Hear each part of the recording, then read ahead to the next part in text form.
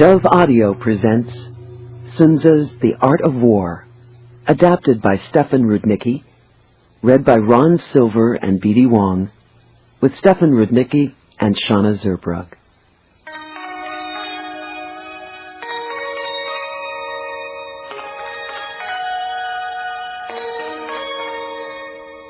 Approximately 2,500 years ago, in a time of political turbulence and great military activity, Sun Tzu, a philosopher general of ancient China, assembled his observations on warfare into 13 chapters, creating the classic work known as The Art of War. This was a long time ago, and times have surely changed, yet this book of the 13 chapters has not only survived, it has exerted an extraordinary influence on the modern world, perhaps particularly in the last 10 years or so.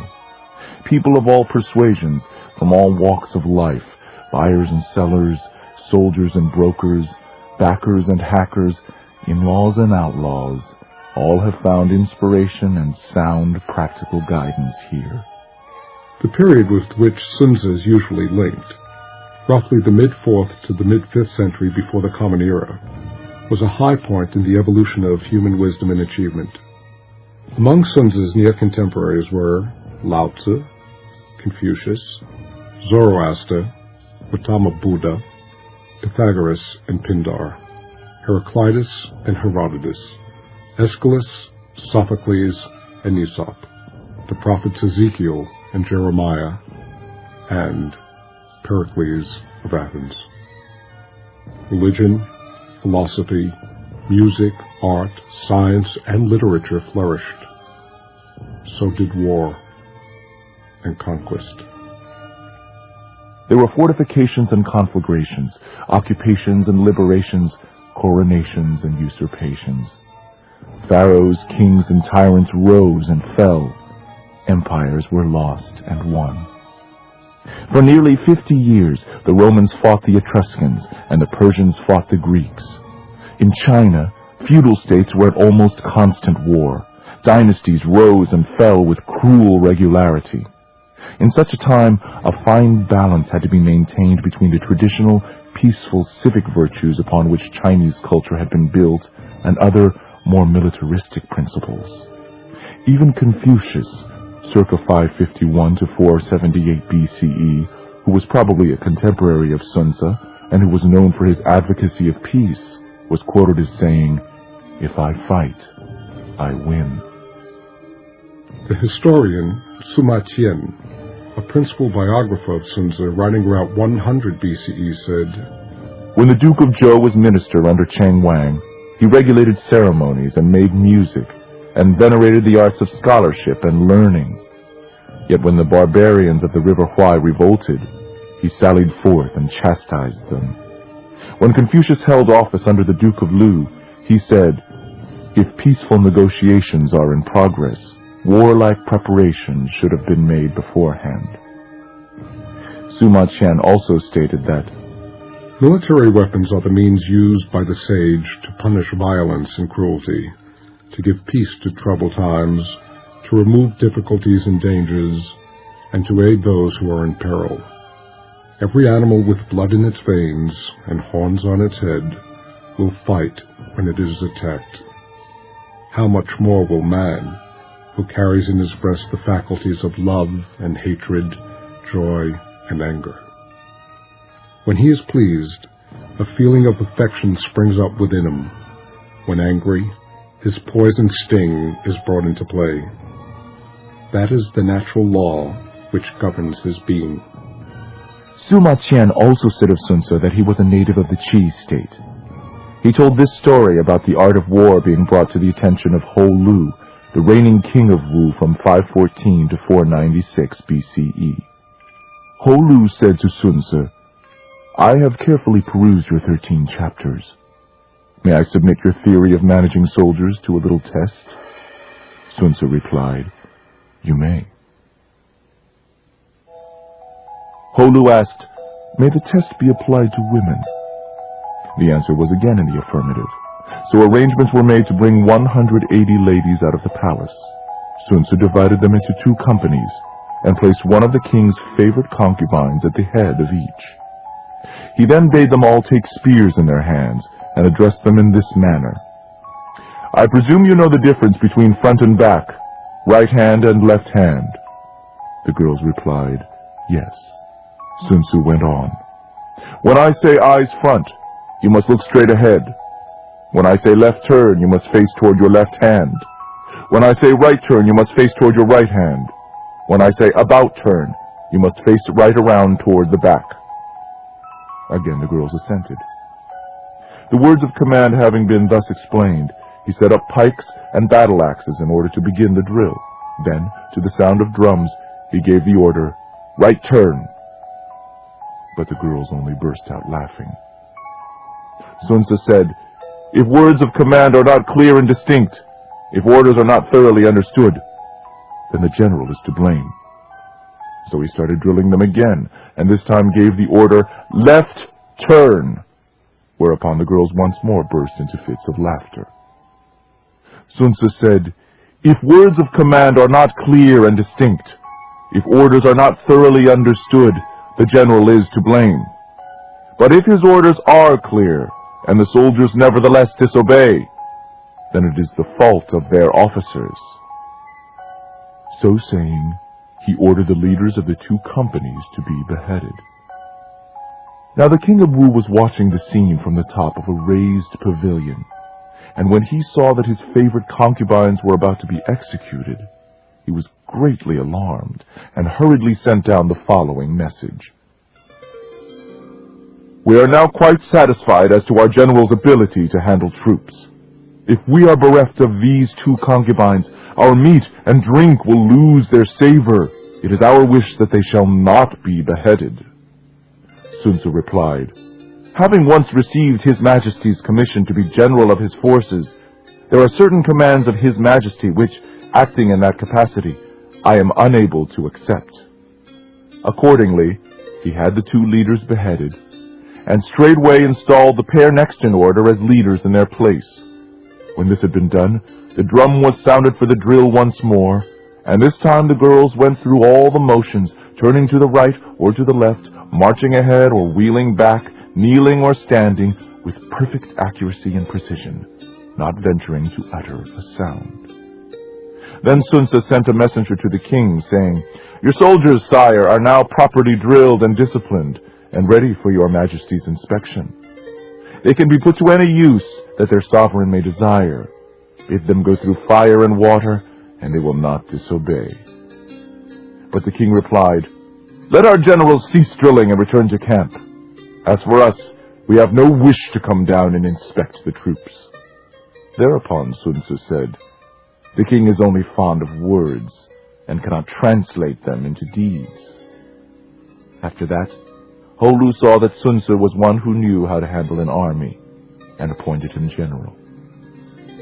In the west, Sun Tzu defeated the Chu state and forced his way into Ying, the capital. To the north, he put fear into the states of Qi and Jin, and spread his fame abroad amongst the feudal princes. And Sun Tzu shared in the might of the king. Although the story is apocryphal, and Sun Tzu's dates around 540 to perhaps 464 BCE, as well as his authorship of The Art of War are in dispute, the events here described echo the tone of the book.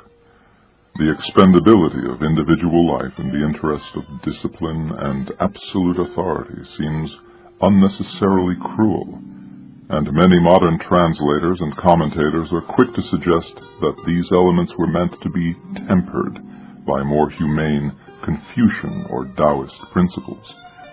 The fact remains, however, that the 13 chapters are about war. This is not a book of general philosophy, but rather a professional manual. It was meant to be available only to a select few, a kind of secret society of generals and kings, and not to the public at large. The book's influence spread slowly to Japan during the 8th century of the Common Era, and from there throughout Asia and into Russia, where it formed the basis of military thought for centuries. It was completely unknown in the West until 1772, when J.J.M. Amiot, a Jesuit missionary to Peking, published his interpretation of the art of war in Paris. Amiot's work was well received and widely circulated, and was published again in an anthology in 1782. Legend has it that Napoleon read Sun Tzu, and this may have been the edition. The first English translation by Captain E.F. Calthrop, R.F.A., did not appear until 1905, and the Lionel Giles translation, from which this version is mostly derived, 5 years later in 1910. For the most part, the commentaries that follow each chapter of Sun Tzu's text in this edition are from a variety of Chinese sources. Several of those cited are considered Sun Tzu's formal commentators. Among the most prominent are the 3rd century general and military genius Cao Gong, the 8th century tactician Li Chuan, Du Yu, whose commentaries were culled from his monumental encyclopedic treatise on the Chinese Constitution, and the poets Du Mu and Mei Yao Chen. Their commentaries are augmented by quotes from other Chinese writers and a handful of more modern Western personalities, including the 17th century French military leader Marshal Turenne and American generals Stonewall Jackson and Colin Powell. It is popular today to think of the art of war as a practical guidebook for any number of activities that require strategy, from sports and normal business affairs to affairs of the heart. And it can be just that, provided that you are willing to see the world in which you live and work as a network of actual and potential combat zones, where the stakes are high, and struggle is the primary mode of being, where no one is to be trusted, and survival depends on unconditional victory. War, then, becomes not merely a metaphor for the conflicts of everyday life, but a state of mind. Like the Oriental martial arts, the art of war emphasizes adaptability and flow, grounding the work firmly in those elements of the Chinese tradition of subtle, universal order known to us through the I Ching, the Book of Changes, and texts like Laozi's Tao Te Ching. The very first constant factor discussed in Chapter 1 is the Tao. This is most often translated as moral influence, or the moral law, as the right way, or simply the way. It is the cosmic cycle of energy rotation and transformation, the flow of all things natural. It is the dynamic that informs the path of least resistance. I have called it the Force, as much for its appropriateness in a military context as for its popular sense, thanks to George Lucas, of a natural, universal energy with which one seeks alignment. The first move is always the opponent's, telling us everything we need to know about his strengths and weaknesses. For our part, we must be sensitive to all the conditions and circumstances that apply, including terrain, climate, cycles of season and time, personality, and politics. At the same time, we must give away as little as possible about ourselves. All action needs therefore to be built upon the shifting sands of deceit and deliberate obfuscation, our motives and intentions hidden even from our own side. In this, Sun Tzu laid the groundwork for all future espionage systems. Sun Tzu places great emphasis on the importance of detail, and illustrations abound in statistical terms that seem of little use to us today. After all, the costs of waging war have certainly changed.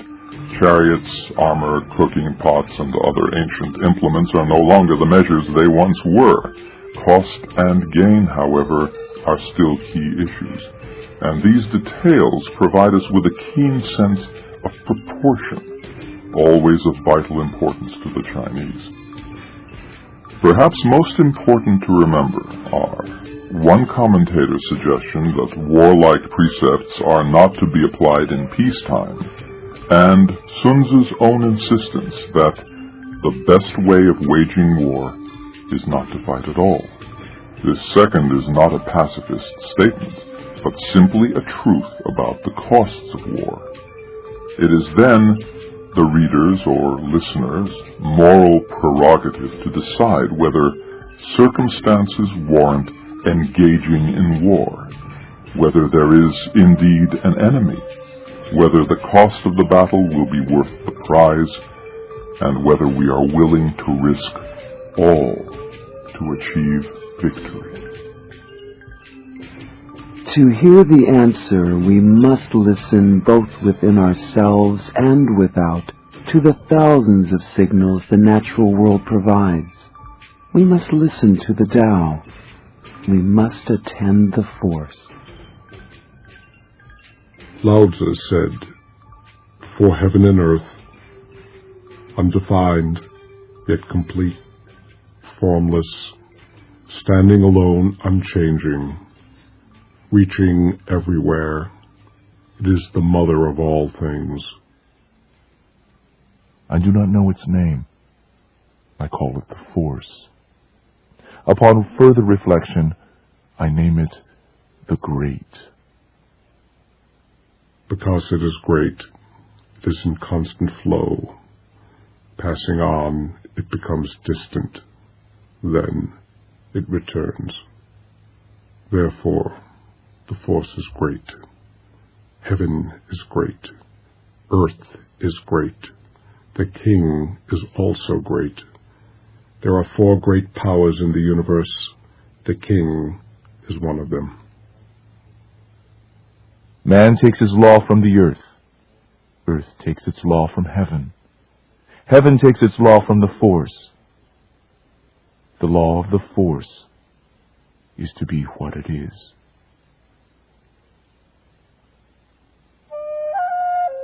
Chapter 1. Laying Plans. An introduction to the 5 constant factors, the 7 considerations, deception and calculation. Sun Tzu said, "The art of war is of vital importance to the state. It is a matter of life and death, a road either to safety or to ruin. Hence, it is a subject for study that can on no account be neglected." The art of war is governed by 5 constant factors, all of which need to be considered. These are the force, heaven, earth, the commander, and discipline. The force causes the people to be in complete accord with their ruler, so that they will follow him regardless of their lives, undismayed by any danger. Heaven signifies night and day, cold and heat, seasons and cycles of the moon. Earth comprises distances, great and small, danger and security, open ground and narrow passes, the chances of life and death.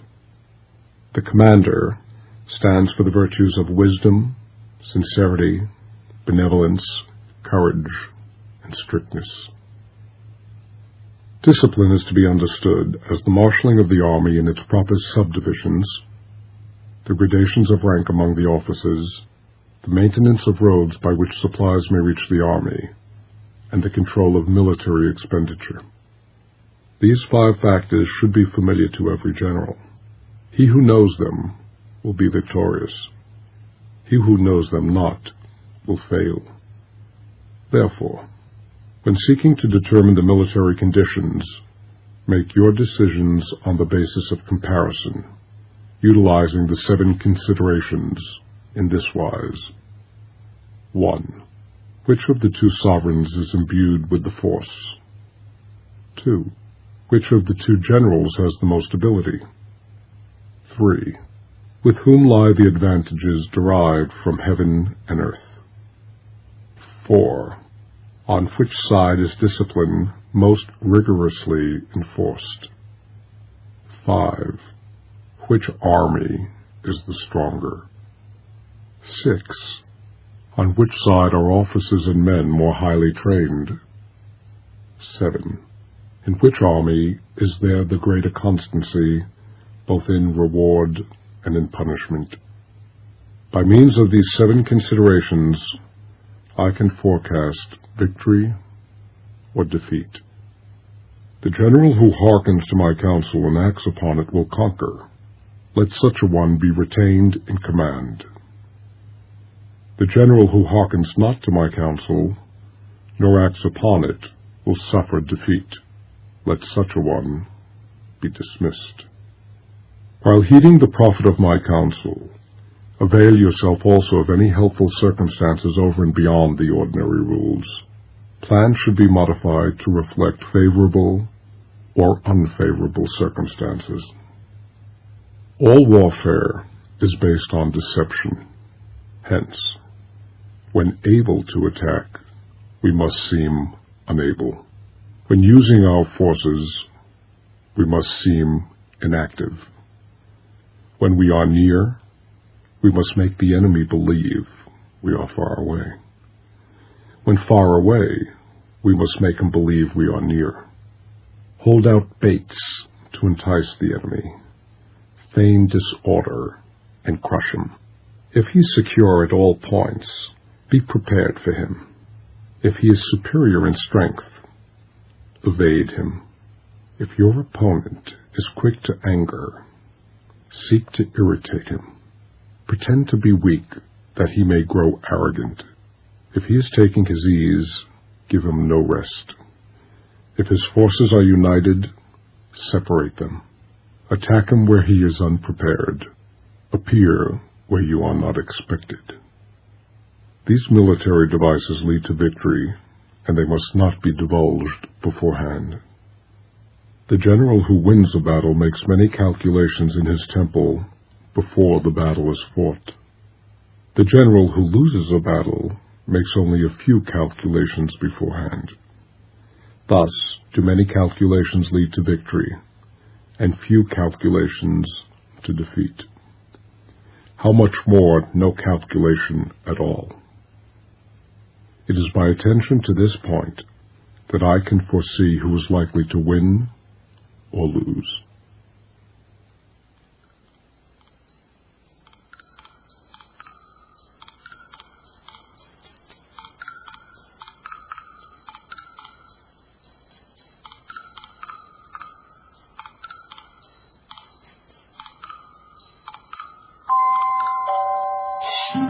Cao Cao said this about discipline.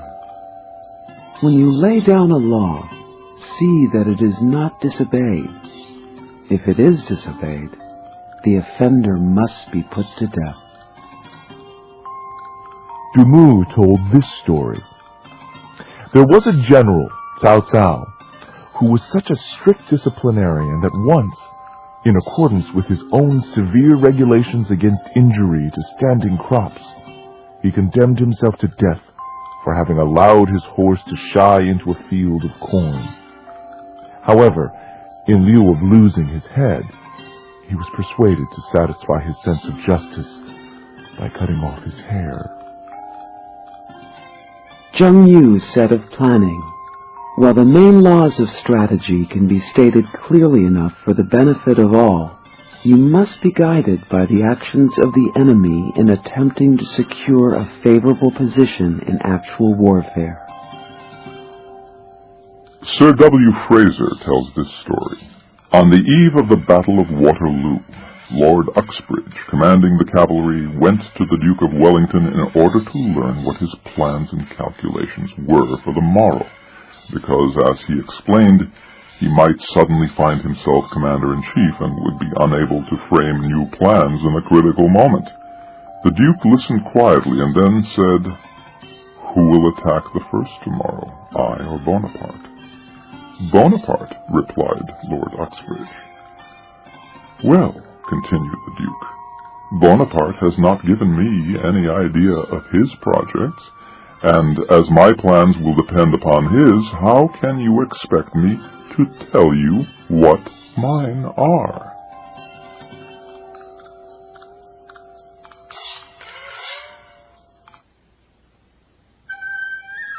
Chapter 2.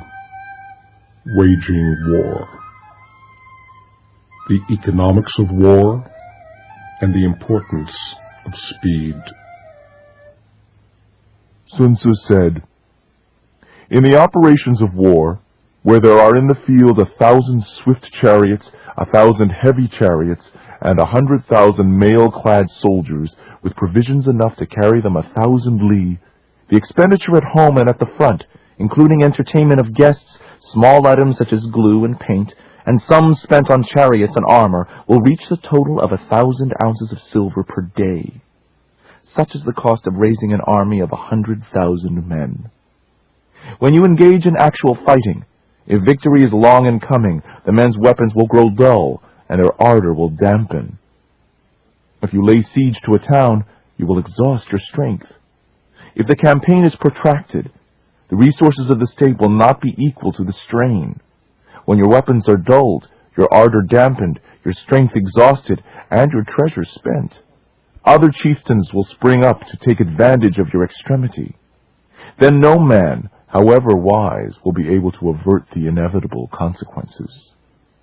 Thus, though we have heard of stupid haste in war, cleverness has never been seen associated with long delays.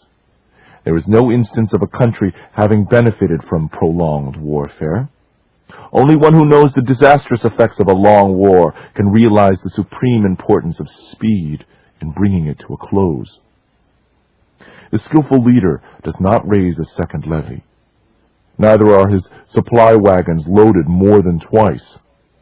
Once war is declared, he will not waste precious time in waiting for reinforcements, nor will he turn his army back for fresh supplies. He will cross the enemy's frontier with no delay. Bring war material with you from home, but forage on the enemy. In this way, the army will have food enough for its needs. Poverty of the state exchequer causes an army to be maintained by contributions from a distance. Contributing to maintain an army at a distance causes the people to be impoverished. On the other hand, the proximity of an army causes prices to go up, and high prices cause the people's substance to be drained away. When their substance is drained away, they will be afflicted by heavy exactions.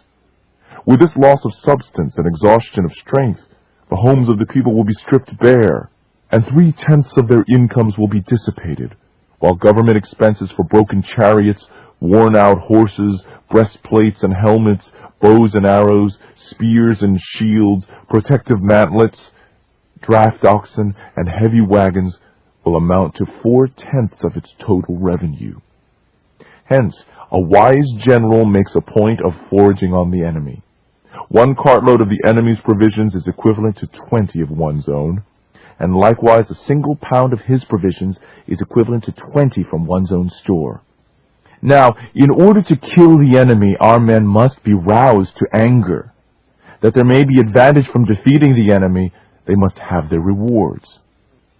Therefore, in chariot fighting, when 10 or more chariots have been taken, those should be rewarded who took the first.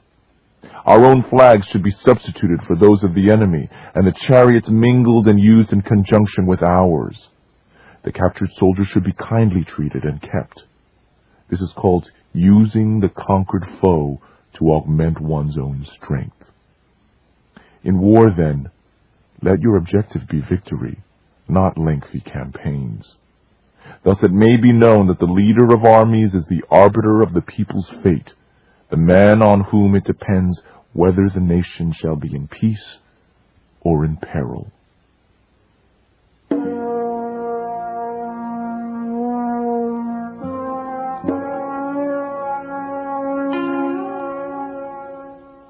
Of rewards, Dumu said, "Rewards are necessary in order to make the soldiers see the advantage of beating the enemy.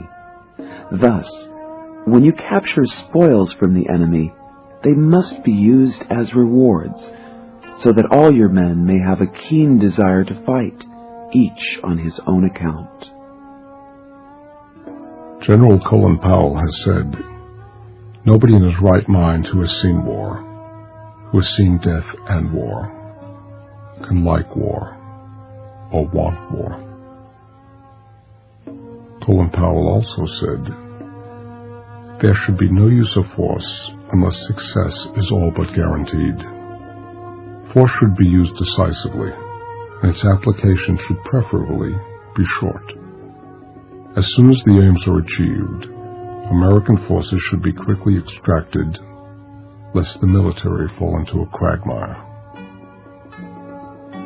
Lionel Giles noted, "As for units of measurement, there are 2.78 li to the mile. And as for numbers of troops, in early Chinese warfare, as with the Homeric Greeks, the war chariot formed the nucleus around which were grouped certain numbers of foot soldiers, in this case 75 to each swift chariot and 25 to each heavy chariot."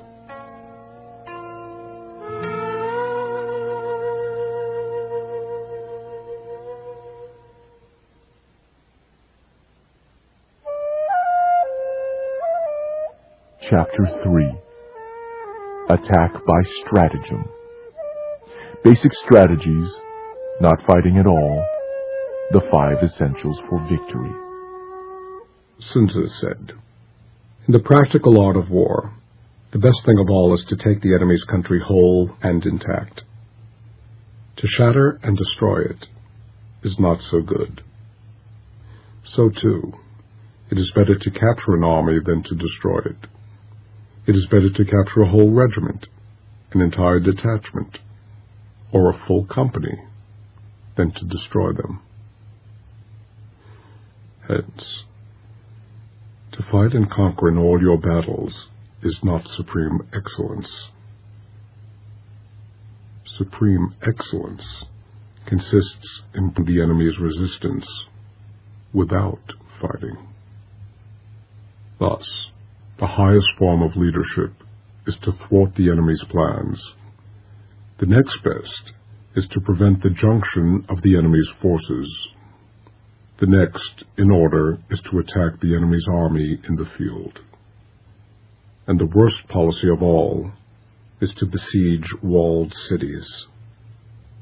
The rule is not to besiege walled cities if it can possibly be avoided, for the preparation of defensive screens, movable shelters, and various implements of war will take up 3 whole months, and the piling up of mounds over against the walls will take 3 months more. The general, unable to control his irritation, will launch his men to the assault like swarming ants, with the result that 1/3 of his men are slain, while the town still remains untaken. Such are the disastrous effects of a siege. Therefore, the skillful leader subdues the enemy's troops without any fighting. He captures their cities without laying siege to them. He overthrows their kingdom without lengthy operations in the field. With his forces intact, he disputes the mastery of the empire, and without losing a man, his triumph is complete. And the weapon, not being blunted by use, remains sharp and perfect. This is the method of attacking by stratagem. It is the rule in war. If our forces are 10 to the enemy's 1, surround him. If our forces are 5 to his 1, attack him. If equally matched, we can offer battle. If slightly inferior in numbers, we can avoid the enemy. If quite unequal to the enemy in every way, we can flee from him. Though an obstinate fight may be made by a small force, in the end it must be captured by the larger force. The general is the bulwark of the state. If the bulwark is strong at all points, the state will be strong. If the bulwark is defective, the state will be weak. There are 3 ways in which a sovereign can bring misfortune upon his general and his army. 1. By commanding the army to advance or to retreat, being ignorant of the fact that it cannot obey. This is called hobbling the army. 2. By attempting to govern an army in the same way as he administers a kingdom, being ignorant of the conditions that obtain in an army. This causes restlessness in the soldiers' minds. 3. By employing the officers of his army without discrimination, through ignorance of the military principle of adaptation to circumstances. This shakes the confidence of the soldiers, and when the army is restless and distrustful, trouble is sure to come from the other feudal princes. This is simply bringing anarchy into the army and flinging victory away. Thus, we may know that there are 5 essentials for victory. 1. He will win who knows when to fight and when not to fight. 2. He will win who knows how to handle both superior and inferior forces. 3. He will win whose army is animated by the same spirit throughout all its ranks. 4. He will win who, prepared himself, waits to take the enemy unprepared. 5. He will win who has military capacity and is not interfered with by the sovereign. Victory lies in the knowledge of these 5 points. Hence the saying, if you know the enemy and know yourself, you need not fear the result of 100 battles. If you know yourself but not the enemy, for every victory gained you will suffer a defeat. If you know neither the enemy nor yourself, you will succumb in every battle.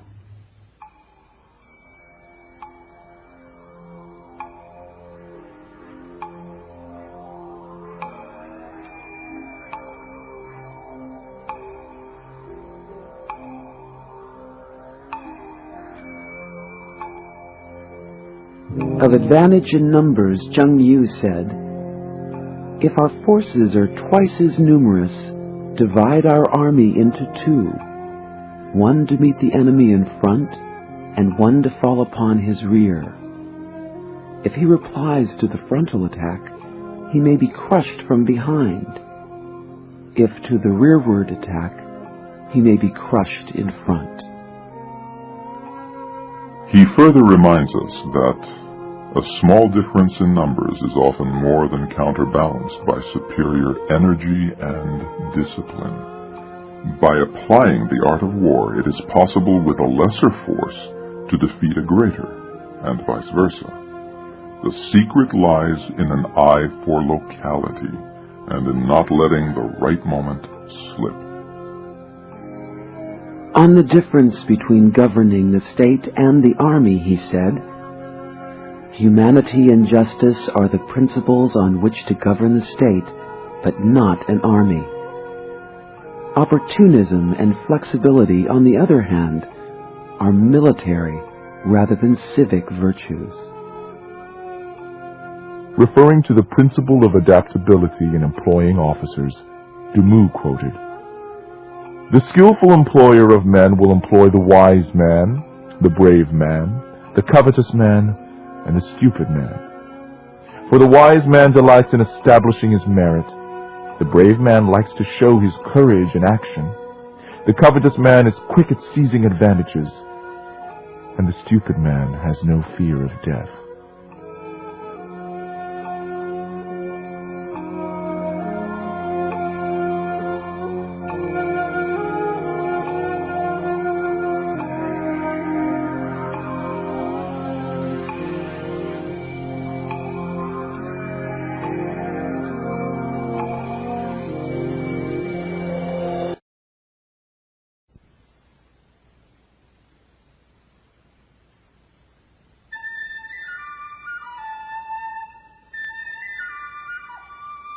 Chapter 4.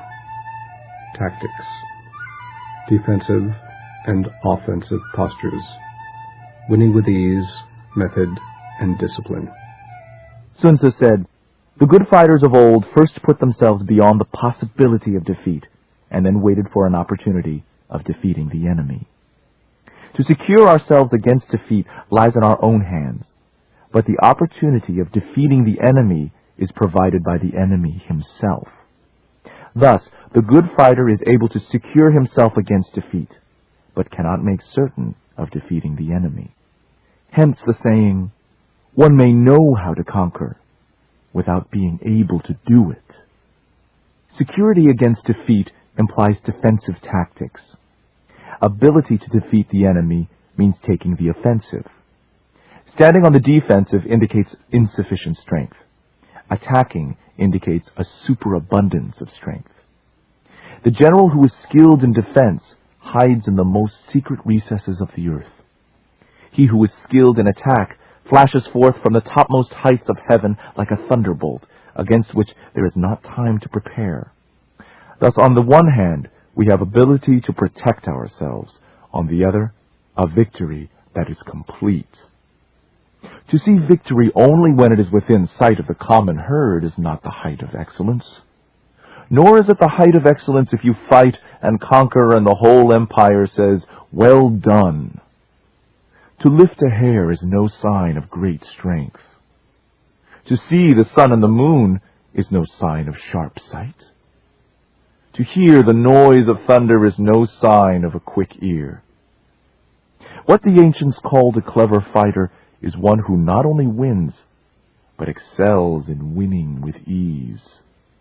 His victories bring him neither reputation for wisdom nor credit for courage. He wins his battle by making no mistakes. Making no mistakes is what establishes the certainty of victory, for it means conquering an enemy that is already defeated. Hence, the skillful fighter puts himself into a position that makes defeat impossible, and does not miss the moment for defeating the enemy. Thus it is that in war, the victorious strategist only seeks battle after the victory has been won, whereas he who is destined to defeat fights and afterward looks for victory. The consummate leader cultivates the force and strictly adheres to method and discipline. Thus, it is in his power to control success. In respect of military method, we have 1. Measurement, 2. Estimation of quantity, 3. Calculation, 4. Balancing of chances, 5. Victory. Measurement owes its existence to earth, estimation of quantity to measurement, calculation to estimation of quantity, balancing of chances to calculation, and victory to balancing of chances. A victorious army opposed to a routed one is as a pound's weight placed in the scale against a single grain. The onrush of a conquering force is like the bursting of pent-up waters into a chasm 1,000 fathoms deep. This is all there is to be said about tactics. Dumu said, "True excellence is to plan secretly, to move surreptitiously, to foil the enemy's intentions and thwart his schemes, so that at last the day may be won without shedding a drop of blood. Inasmuch as such victories are gained over circumstances that have not yet come to light, the world at large knows nothing of them, and the clever fighter wins no reputation for wisdom. Inasmuch as the hostile state submits before there has been any bloodshed, he receives no credit for courage." Zheng Yu added, "One who seeks to conquer by sheer strength, clever though he may be at winning pitched battles, is also liable on occasion to be vanquished, whereas he who can look into the future and discern conditions that are not yet manifest will never make a blunder, and therefore invariably win." And Cao Gong remarked, "The thing is to see the plant before it has germinated, to foresee the event before the action has begun." Li Chuan told this story. Han Xin, when about to attack a vastly superior army, said to his officers, "Gentlemen, we are going to annihilate the enemy, and shall meet again at dinner." The officers hardly took his words seriously, and gave a very dubious assent. But Han Xin had already worked out in his mind the details of a clever stratagem, whereby, as he foresaw it, he was able to capture the city and inflict a crushing defeat on his adversary. Referring to measurement and its corollaries, Dumu concluded, "The question of relative strength having been settled, we can bring the varied resources of cunning into play."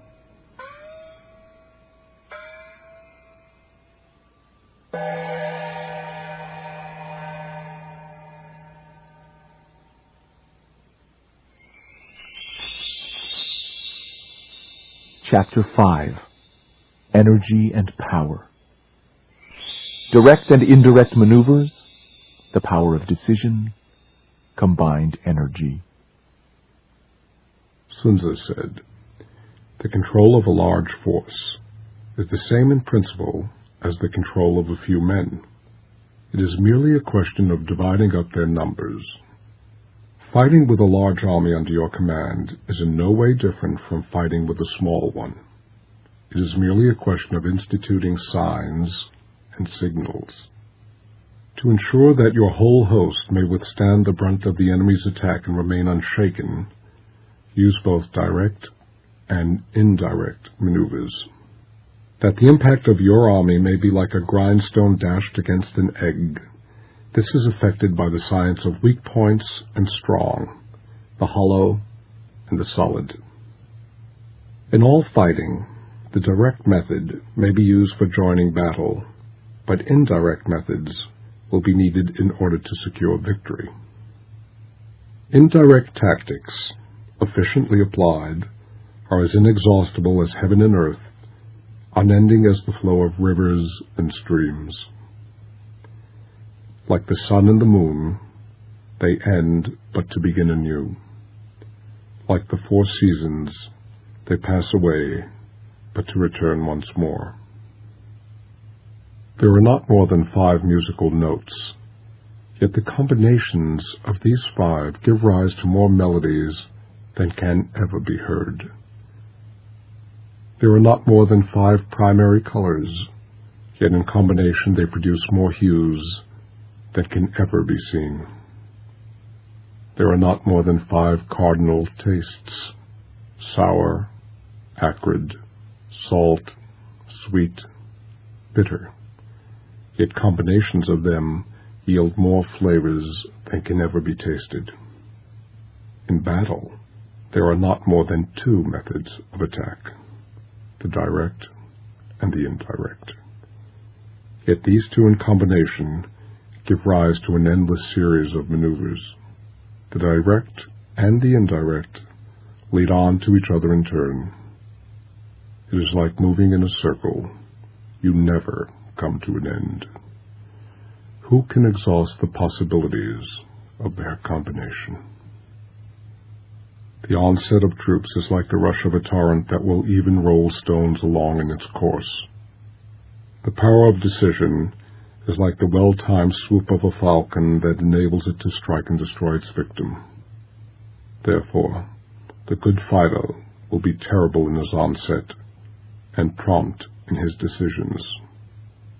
Energy may be likened to the bending of a crossbow. Decision may be likened to the releasing of the trigger. Amid the turmoil and tumult of battle, there may be seeming disorder, and yet no real disorder at all. Amid confusion and chaos, your array may be without head or tail, yet it will be proof against defeat. Simulated disorder postulates perfect discipline. Simulated fear postulates courage. Simulated weakness postulates strength. Hiding order beneath the cloak of disorder is simply a question of subdivision. Concealing courage under a show of timidity presupposes a fund of latent energy. Masking strength with weakness is to be affected by tactical dispositions. Thus, one who is skillful at keeping the enemy on the move maintains deceitful appearances according to which the enemy will act. He sacrifices something that the enemy may snatch at. By holding out baits, he keeps him on the march. Then with a body of picked men, he lies in wait for him. The clever combatant looks to the effect of combined energy and does not require too much from individuals. Hence, his ability to pick out the right men and to utilize combined energy. When he utilizes combined energy, his fighting men become, as it were, like rolling logs or stones. For it is the nature of a log or stone to remain motionless on level ground and to move when on a slope. It is also in the nature of a log or a stone, if square, to come to a standstill, but if round-shaped, to go rolling down. Thus, the energy developed by good fighting men is as the momentum of a round stone rolled down a mountain thousands of feet in height. So much on the subject of energy.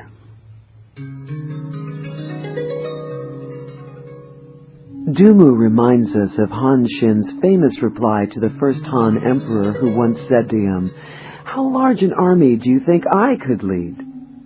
"Not more than 100,000 men, Your Majesty." "And you?" asked the Emperor. "Oh," he answered, "the more the better." On direct and indirect, it was said, in war, to march straight ahead is Zheng. Turning movements, on the other hand, are Qi. Emperor Tai Zung said, "A Qi indirect maneuver may be Zheng direct if we make the enemy look upon it as Zheng. Then our real attack will be Qi and vice versa. The whole secret lies in confusing the enemy so that he cannot fathom our real intent."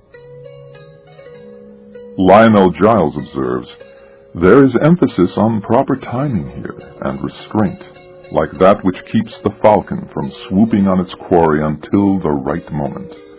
There is also the matter of judging when the right moment has arrived." Wang Xi referred to the falcon's mode of attack, short and sharp, and said, "This is how the psychological moment should be seized in war." Dumu said, "If you wish to feign confusion in order to lure the enemy on, you must first have perfect discipline.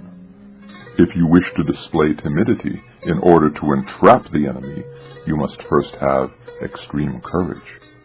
If you wish to parade your weakness in order to make the enemy overconfident, you must have exceeding strength."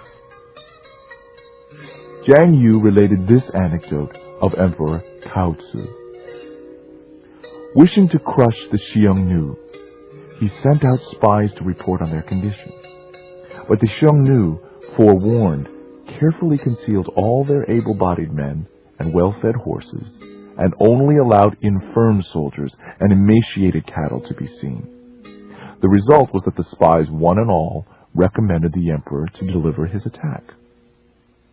Lu Jing alone opposed them, saying, "When two countries go to war, they are naturally inclined to make an ostentatious display of their strength. Yet our spies have seen nothing but old age and infirmity. This is surely some ruse on the part of the enemy, and it would be unwise for us to attack." The emperor, however, disregarding this advice, fell into the trap and found himself surrounded. Dumu pointed out the converse. If one's force happens to be superior to the enemy's, weakness may be simulated in order to lure him on. But if inferior, he must be led to believe that we are strong in order that he may keep off. In fact, all the enemy's movements should be determined by the signs that we choose to give him. Dumu relates this anecdote. Sun Pin and Tian Ji, leaders of the Qi state, were sent against the general Pang Juan of Wei. Sun Pin said, "Our side has a reputation for cowardice, and therefore our adversary despises us. Let us turn this circumstance to our advantage." Accordingly, when the army had crossed the border into Wei territory, he gave orders to show 100,000 fires on the first night, 50,000 on the next, and the night after only 20,000. Pang Juan pursued them hotly, saying to himself, "I knew these men were cowards. Their numbers had already fallen away by more than half." In his retreat, Sun Pin came to a narrow defile, which he calculated that his pursuers would reach after dark. Here he had a tree stripped of its bark and inscribed upon it the words, "Under this tree shall Pang Juan die."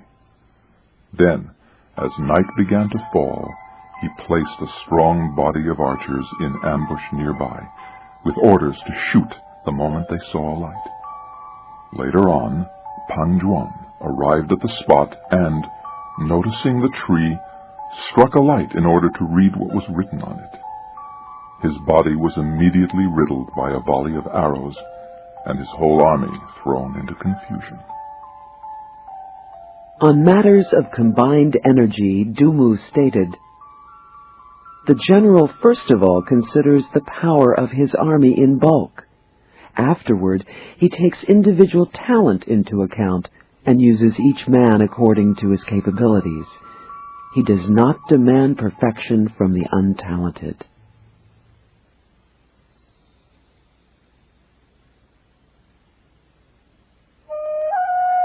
Chapter 6. Weak Points and Strong. Speed and Distance. Secrecy and Concealment. The infinite variety of circumstances. Sun Tzu said, "Whoever is first in the field and awaits the coming of the enemy will be fresh for the fight. Whoever is second in the field and has to hasten to battle will arrive exhausted. Therefore the clever combatant imposes his will on the enemy, but does not allow the enemy's will to be imposed on him. By holding out advantages to him, enticing him with a bait, he can cause the enemy to approach of his own accord, or by inflicting damage, striking at some important point which the enemy will have to defend, he can make it impossible for the enemy to draw near. If the enemy is taking his ease, he can harass him. If the enemy is well supplied with food, he can starve him out. If the enemy is quietly encamped, he can force him to move. Appear at points that the enemy must hasten to defend. March swiftly to places where you are not expected. An army may march great distances without distress if it marches through country where the enemy is not. You can be sure of succeeding in your attacks if you only attack places that are undefended. You can ensure the safety of your defense if you only hold positions that cannot be attacked. That general is skillful in attack whose opponent does not know what to defend, and he is skillful in defense whose opponent does not know what to attack. O divine art of subtlety and secrecy! Through you we learn to be invisible and unheard, and hence we can hold the enemy's fate in our hands. You may advance and be absolutely irresistible if you make for the enemy's weak points. You may retire and be safe from pursuit if your movements are more rapid than those of the enemy. If we wish to fight, the enemy can be forced to an engagement even if he is sheltered behind a high rampart in a deep ditch. All we need to do is attack some other place that he will be obliged to relieve. If we do not wish to fight, even though the battle lines are drawn, we can prevent the enemy from engaging us. All we need to do is to throw something odd and unaccountable in his way to distract him. By discovering the enemy's dispositions and remaining invisible ourselves, we can keep our forces concentrated while the enemy's must be divided. We can form a single united body while the enemy must split up into fractions. Hence, there will be a whole pitted against separate parts of a whole, which means that we shall be many to the enemy's few. And if we are able thus to attack an inferior force with a superior one, our opponents will be in dire straits. The spot where we intend to fight must not be made known, for then the enemy will have to prepare against a possible attack at several different points, and his forces being thus distributed in many directions, the numbers we shall have to face at any given point will be proportionately few. For should the enemy strengthen his front lines, he will weaken his rear. Should he strengthen his rear, he will weaken the front. Should he strengthen his left, he will weaken his right. Should he strengthen his right, he will weaken his left. If he sends reinforcements everywhere, he will everywhere be weak. Numerical weakness comes from having to prepare against possible attacks. Numerical strength comes from compelling our adversary to make these preparations against us. Knowing the place and the time of the coming battle, we may concentrate from the greatest distances in order to fight. But if neither time nor place be known, then the left wing will be impotent to succor the right, the right equally impotent to succor the left, the front lines unable to relieve the rear, or the rear to support the front.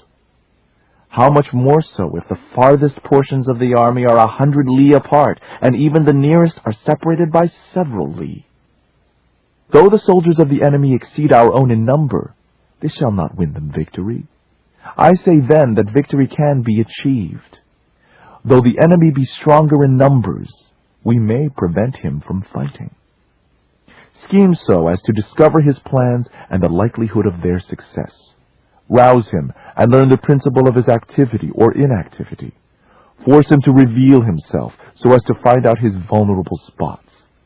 Carefully compare the opposing army with your own, so that you may know where strength is superabundant and where it is deficient. In making tactical dispositions, the highest pitch you can attain is to conceal them. Conceal your dispositions, and you will be safe from the prying of the subtlest spies and from the machinations of the wisest brains. How victory may be produced for them out of the enemy's own tactics, that is what the multitude cannot comprehend. All men can see the individual tactics whereby I conquer, but none can see the strategy out of which total victory is evolved. Do not repeat the tactics which have gained you one victory, but let your methods be regulated by the infinite variety of circumstances. Military tactics are like water, for water in its natural course runs away from high places and hastens downward. So in war, the way of the force is to avoid what is strong and to strike at what is weak. Water shapes its course according to the nature of the ground over which it flows. The soldier works out his victory in relation to the foe whom he is facing. Therefore, just as water retains no constant shape, so in warfare there are no constant conditions. He who can modify his tactics in relation to his opponent, and thereby succeed in winning, may be called a heaven-born captain. The 5 elements, water, fire, wood, metal, earth, are not always equally predominant. The 4 seasons make way for each other in turn. There are short days and long. The moon has its periods of waning and waxing. Zhang Yu said, "He who is skilled in attack flashes forth from the topmost heights of heaven, making it impossible for the enemy to guard against him. This being so, the places that he shall attack are precisely those that the enemy cannot defend. He who is skilled in defense hides in the most secret recesses of the earth, making it impossible for the enemy to estimate his whereabouts. This being so, the places that he shall hold are precisely those that the enemy cannot attack. If the enemy's dispositions are visible, we can make for him in one body, whereas our own dispositions being kept secret, the enemy will be obliged to divide his forces in order to guard against attack from every quarter." Dumu said, "If the enemy is the invading party, we can cut his line of communications and occupy the roads by which he will have to return. If we are the invaders, we may direct our attack against the sovereign himself."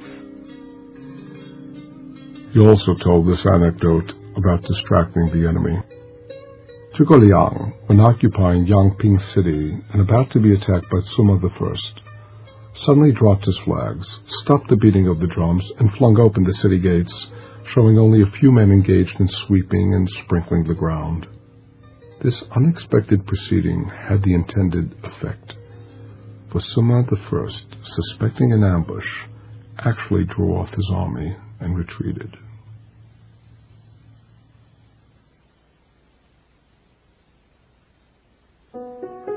Chapter 7. Maneuvering, the art of handling large masses of men. Sun Tzu said, "In war, the general receives his commands from the sovereign. Having collected an army and concentrated his forces, he must blend and harmonize the different elements thereof before pitching his camp. After that comes tactical maneuvering. The difficulty of tactical maneuvering consists in turning the devious into the direct, and misfortune into gain.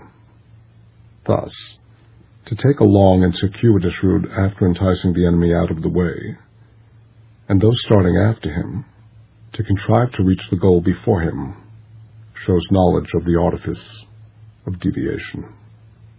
Maneuvering with an army is advantageous. Maneuvering with an undisciplined multitude is most dangerous. If you set a fully equipped army to march in order to snatch an advantage, the chances are that you will be too late.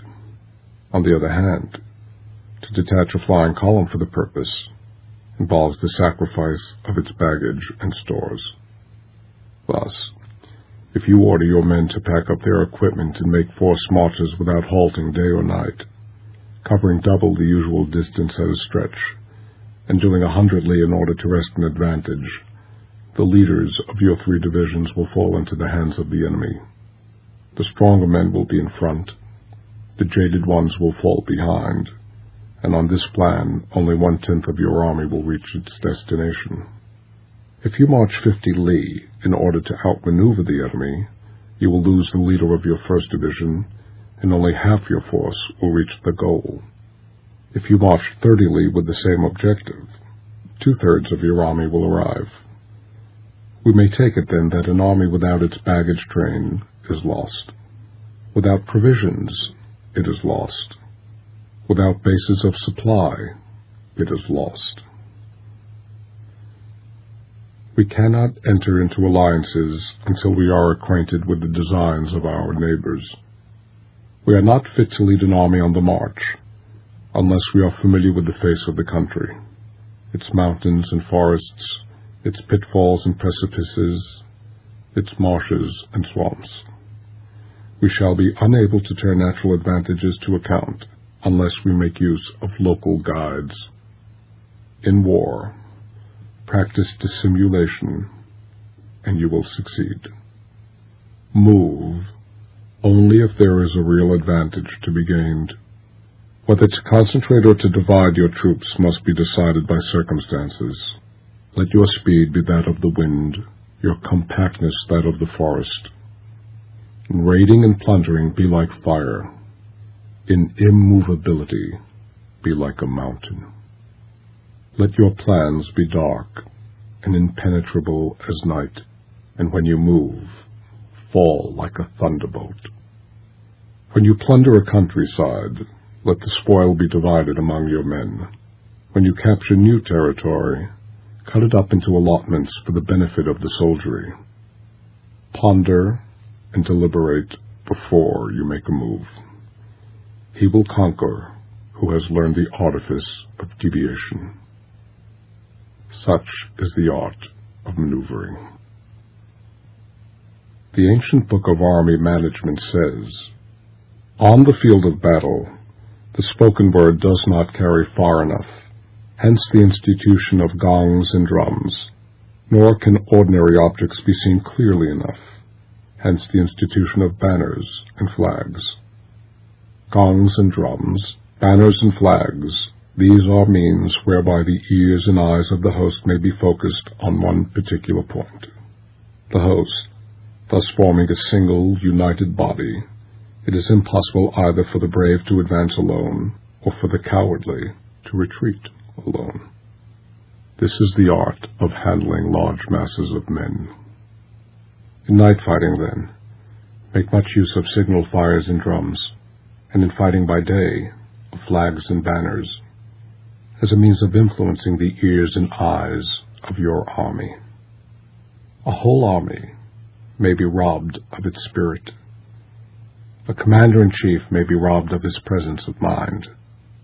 Now, a soldier's spirit is keenest in the morning. By noonday it has begun to flag, and in the evening his mind is bent only on returning to camp. A clever general, therefore, avoids an enemy when its spirit is keen, but attacks when it is sluggish and inclined to return. This is the art of studying moods.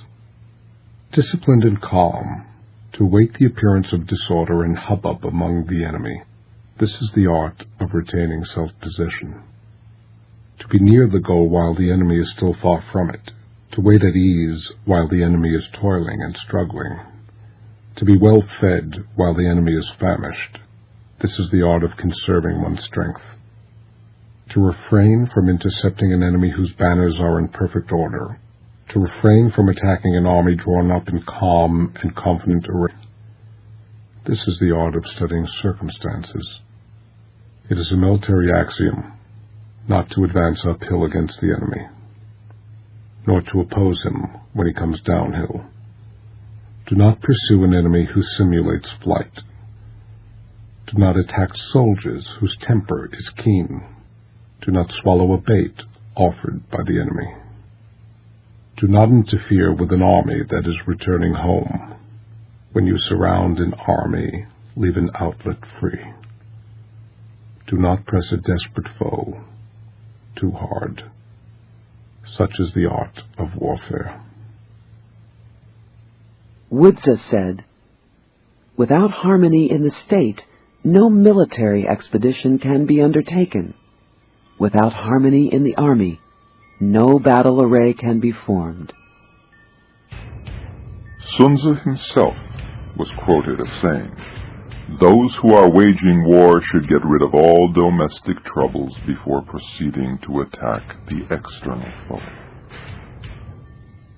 Dumu cited the famous march of Zhao Shi to relieve the town of Oyu, which was closely besieged by a Qin army. The king of Zhao first consulted Lian Po on the advisability of attempting a relief, but the latter thought the distance too great and the intervening country too rugged and difficult. His Majesty then turned to Zhao Shi, who fully admitted the hazardous nature of the march, but finally said, "We shall be like two rats fighting in a hole, and the pluckier one will win." So he left the capital with his army, but had only gone a distance of 30 li when he stopped and began throwing up entrenchments. For 28 days he continued strengthening his fortifications and took care that spies should carry the intelligence to the enemy. The Qin general was overjoyed to learn of Zhao's tardiness, but the spies had no sooner departed than Zhao began a forced march lasting for 2 days and 1 night, and arrived on the scene of action with such astonishing rapidity that he was able to occupy a commanding position before the enemy had got wind of his movements.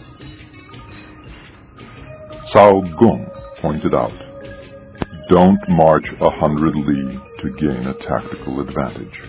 Maneuvers of this sort should be confined to short distances."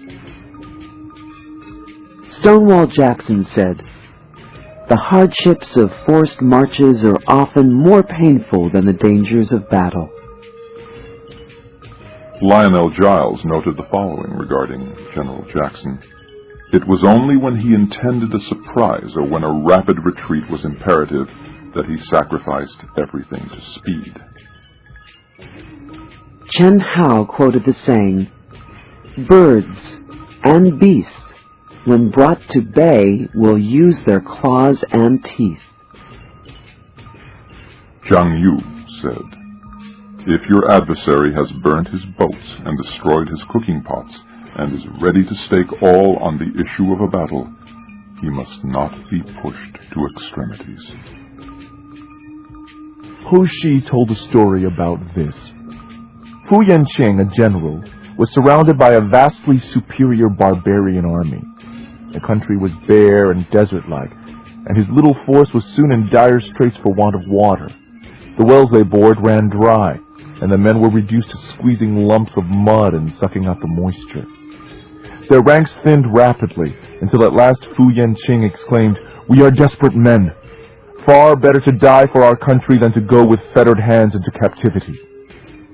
A strong gale happened to be blowing from the northeast, and darkening the air with dense clouds of sandy dust. An officer named Li Shouzheng saw an opportunity, and said, "They are many and we are few. But in the midst of this sandstorm our numbers will not be discernible. Victory will go to the strenuous fighter, and the wind will be our best ally." Accordingly, Fu Yanqing made a sudden and wholly unexpected onslaught with his cavalry, routed the barbarians, and succeeded in breaking through to safety.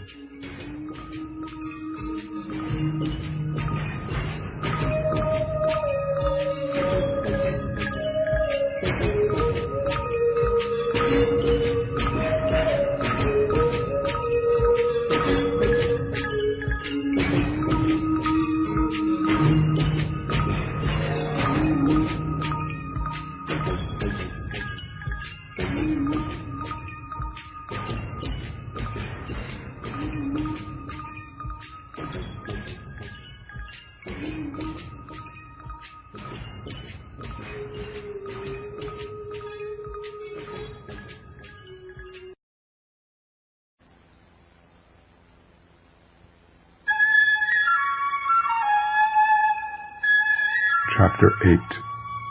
The 9 Variations.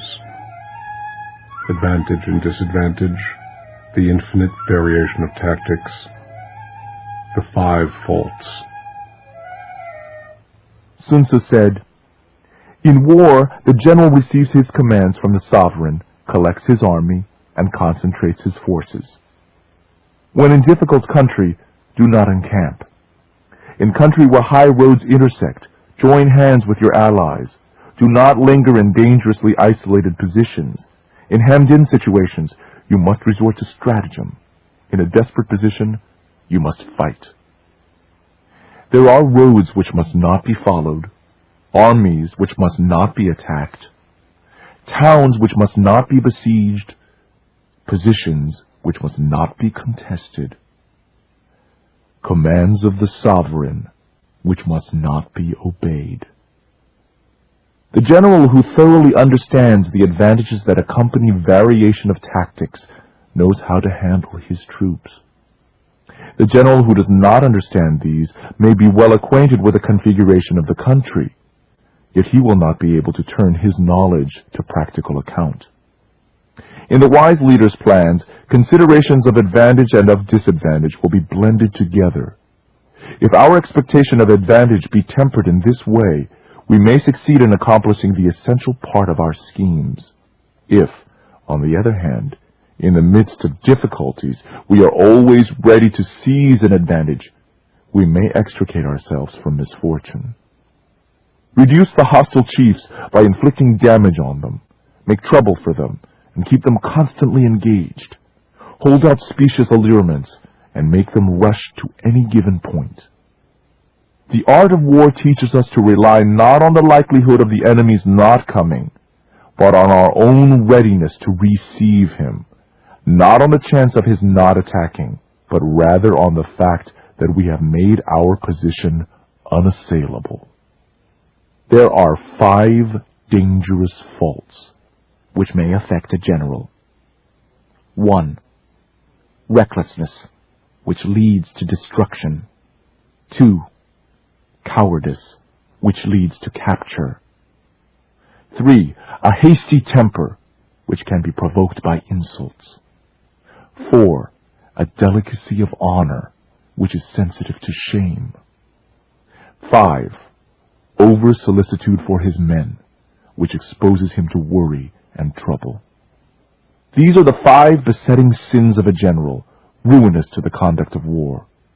When an army is overthrown and its leader slain, the cause will surely be found among these 5 dangerous faults. Let them be a subject of meditation. Zhang Yu said, No town should be attacked which, if taken, cannot be held, or if left alone, will not cause any trouble. Cao Gung told the story from his own experience. When invading the territory of Xuzhou, I ignored the city of Huapi, which lay directly in my path, and pressed on into the heart of the country. This excellent strategy was rewarded by the subsequent capture of no fewer than 14 important district cities.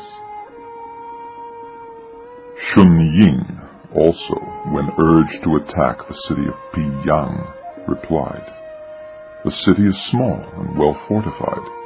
Even if I succeed in taking it, it will be no great feat of arms, whereas if I fail, I shall make myself a laughingstock."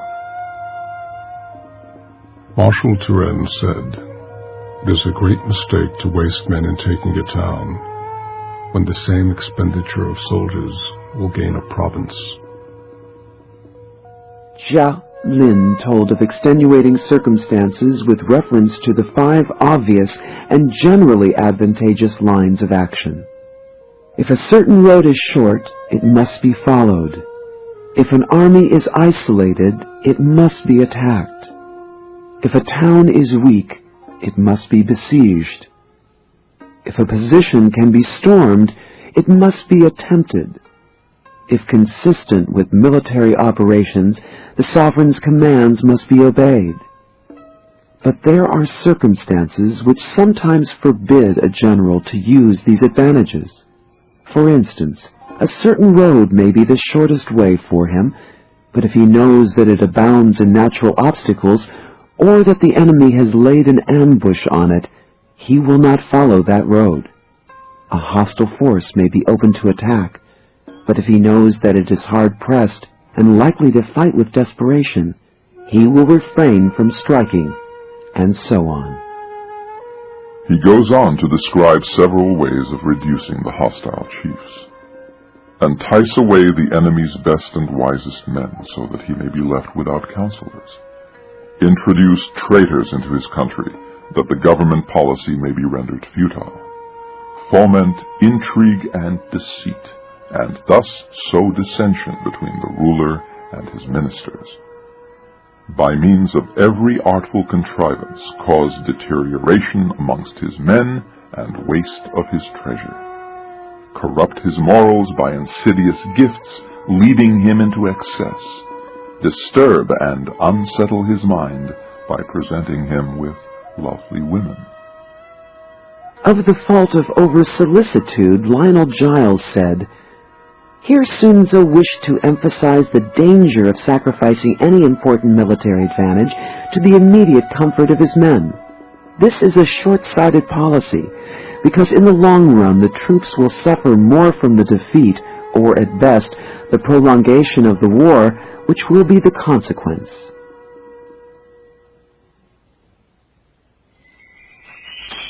Chapter 9.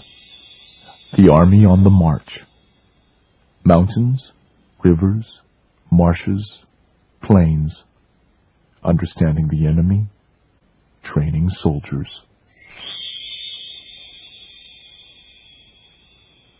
Sun Tzu said, "We come now to the question of encamping the army and observing signs of the enemy.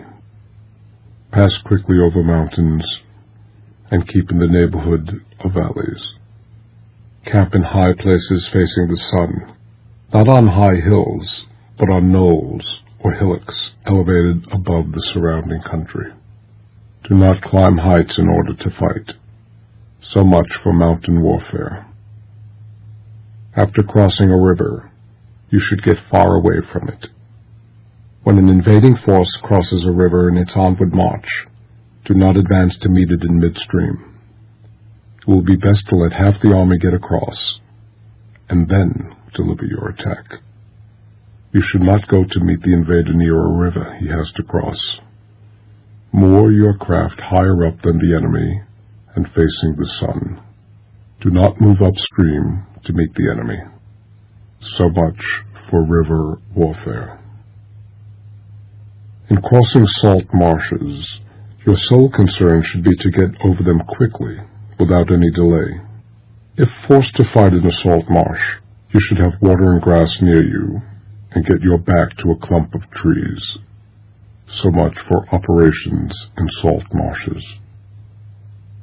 In dry, level country, take up an easily accessible position with rising ground to your right and on your rear, so that the danger may be in front and safety lie behind. So much for campaigning in flat country. These, mountains, rivers, marshes, and plains, are the 4 useful branches of military knowledge which enable the Yellow Emperor to vanquish 4 sovereigns. All armies prefer high ground to low, and sunny places to dark. If you are careful for your men, and camp on hot ground, the army will be free from disease of every kind, and this will spell victory. When you come to a hill or a bank, occupy the sunny side, with the slope on your right rear. Thus you will act for the benefit of your soldiers, and utilize the natural advantages of the ground.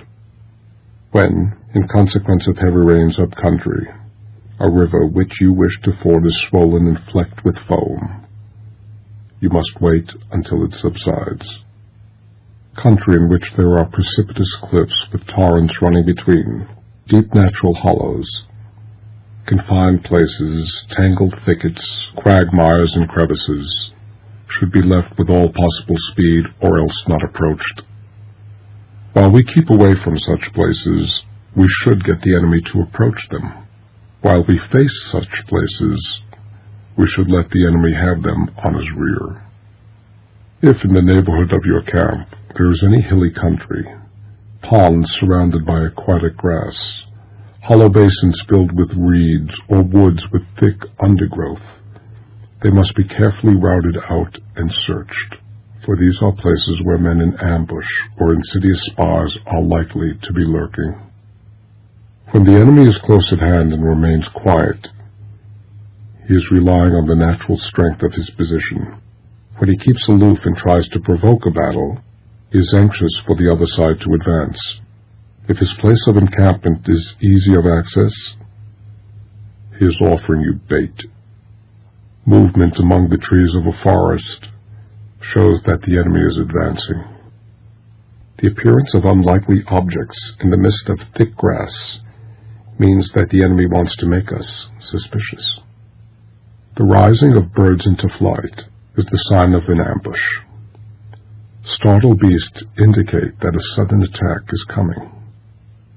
When there is dust rising in a high column, it is the sign of chariots advancing. When the dust is low and spread over a wide area, it betokens the approach of infantry. When it branches out in different directions, it shows that parties have been sent to collect firewood. A few clouds of dust moving to and fro signify that an army is encamping. Humble words and increased preparations are signs that the enemy is about to advance. Violent language and driving forward as if to attack are signs that he will retreat. When the light chariots come out first and take up a position on the wings, it is a sign that the enemy is forming for battle. Peace proposals unaccompanied by a sworn covenant indicate a plot. Where there is much running about and the soldiers fall into rank, it means that the critical moment has come. When some are seen advancing and some retreating, it is a lure. When the soldiers stand leaning on their spears, they are faint from want of food. If those who are sent to draw water begin by drinking themselves, the army is suffering from thirst. If the enemy sees an advantage to be gained and makes no effort to secure it, the soldiers are exhausted. If birds gather on any spot it is unoccupied, a useful way to tell that the enemy has abandoned his camp.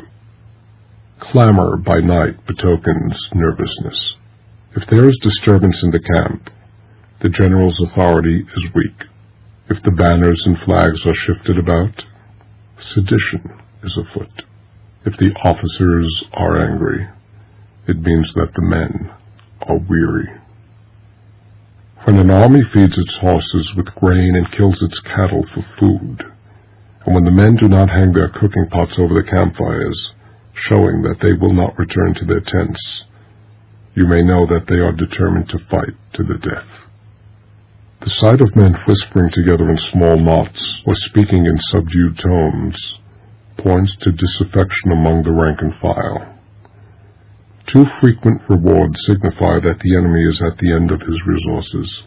Too many punishments betray a condition of dire distress. To begin by bluster, but afterward to take fright at the enemy's numbers, shows a supreme lack of intelligence. When envoys are sent with compliments in their mouths, it's a sign that the enemy wishes for a truce. If the enemy's troops march up angrily and remain facing ours for a long time without either joining battle or taking themselves off again, the situation is one that demands great vigilance and circumspection. If our troops are no more in number than the enemy, that is amply sufficient. It only means that no direct attack can be made.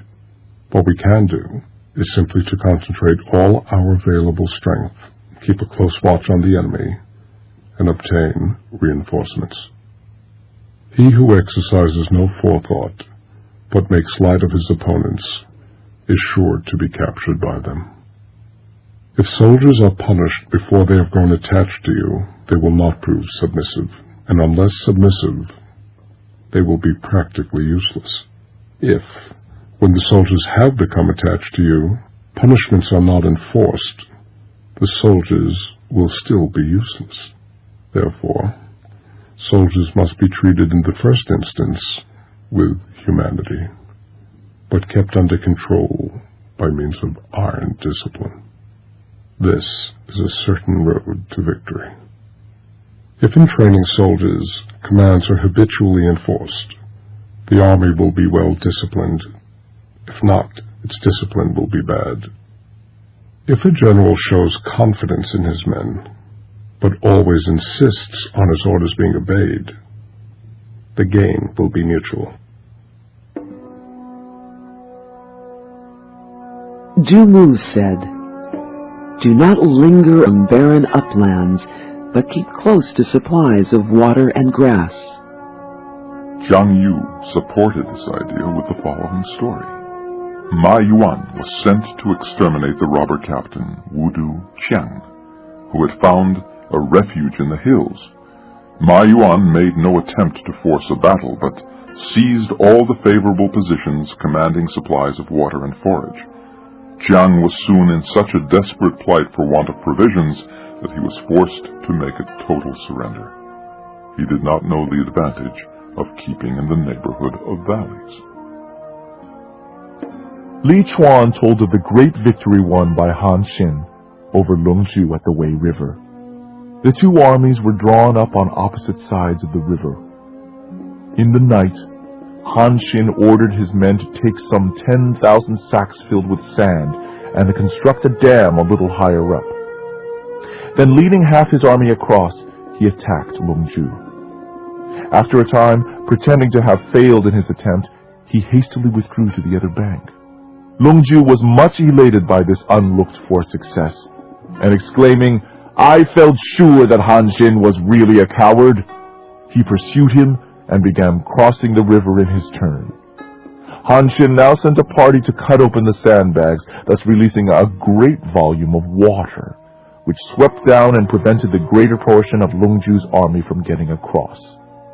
He then turned upon the force which had been cut off and annihilated it, Longju himself being among the slain.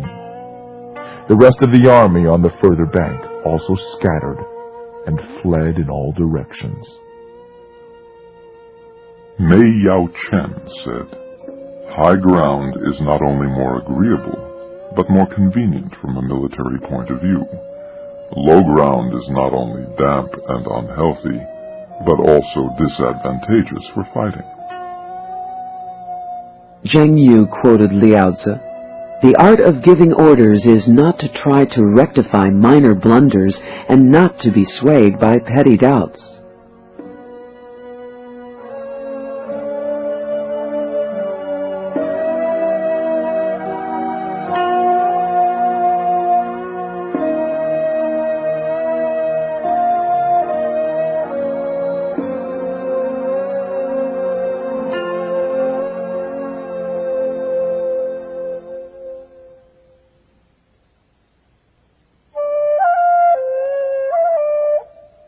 Chapter 10.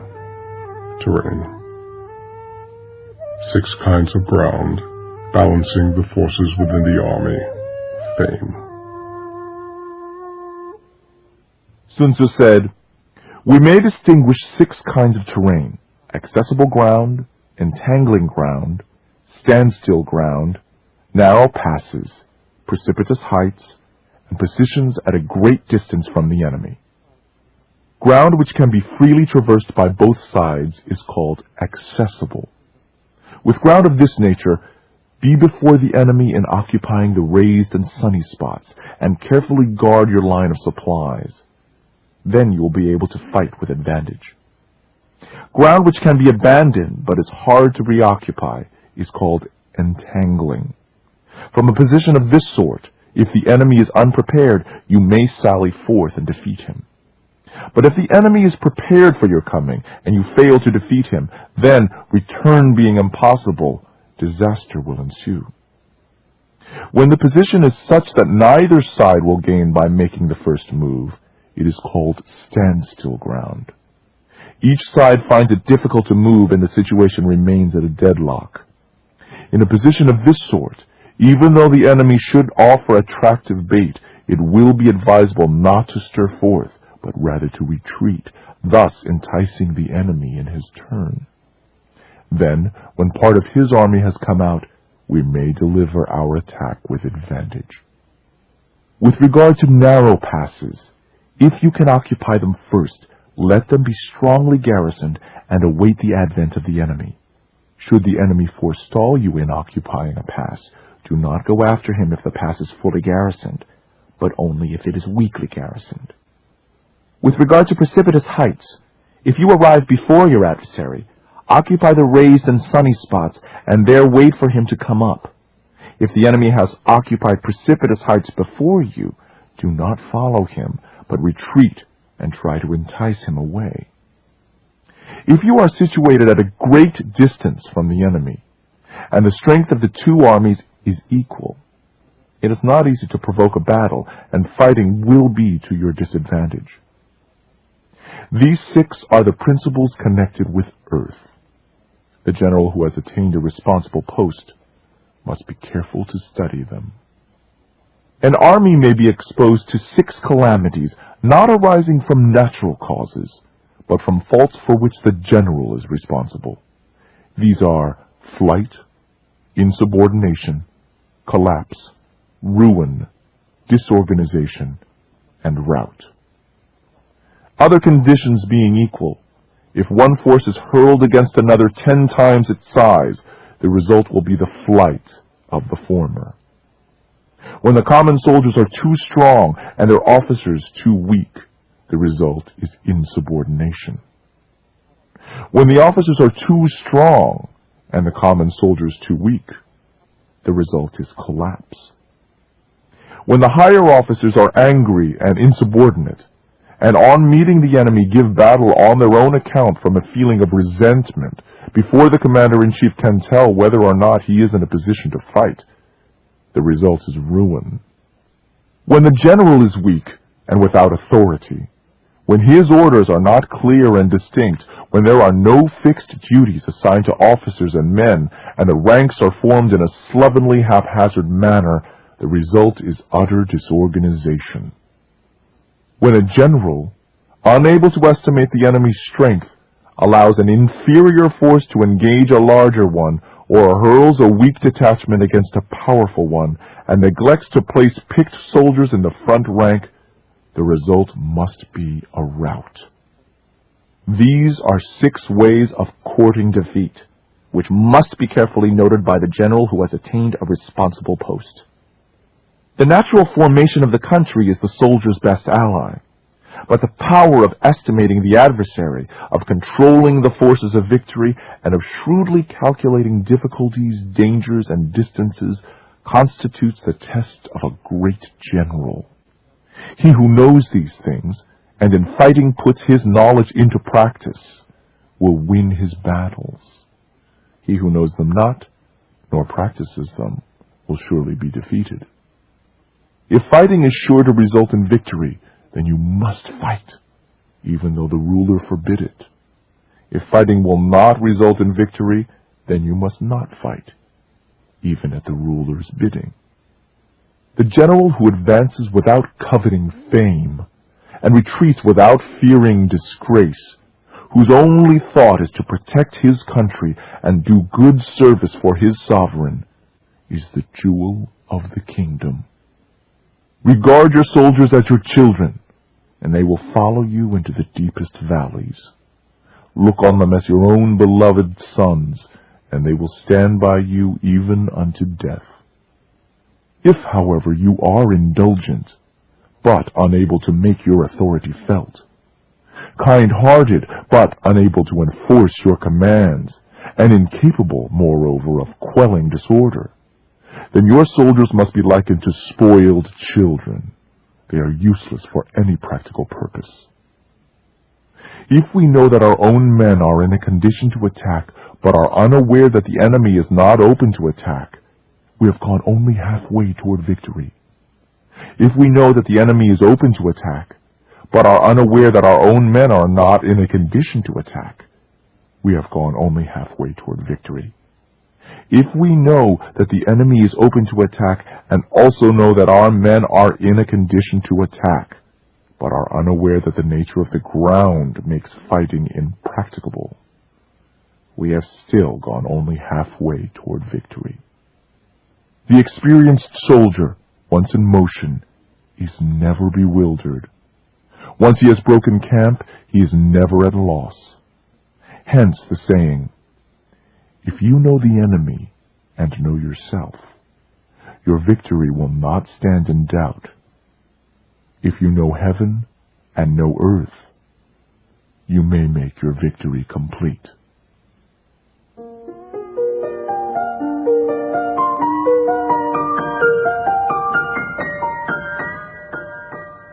Zheng Yu told the story about Pei Xing Jian, who was sent on a punitive expedition against the Turkic tribes. At nightfall he pitched his camp as usual, and it had already been completely fortified by wall and ditch when suddenly he gave orders that the army should shift its quarters to a hill nearby. This was highly displeasing to his officers, who protested loudly against the extra fatigue which it would entail on the men.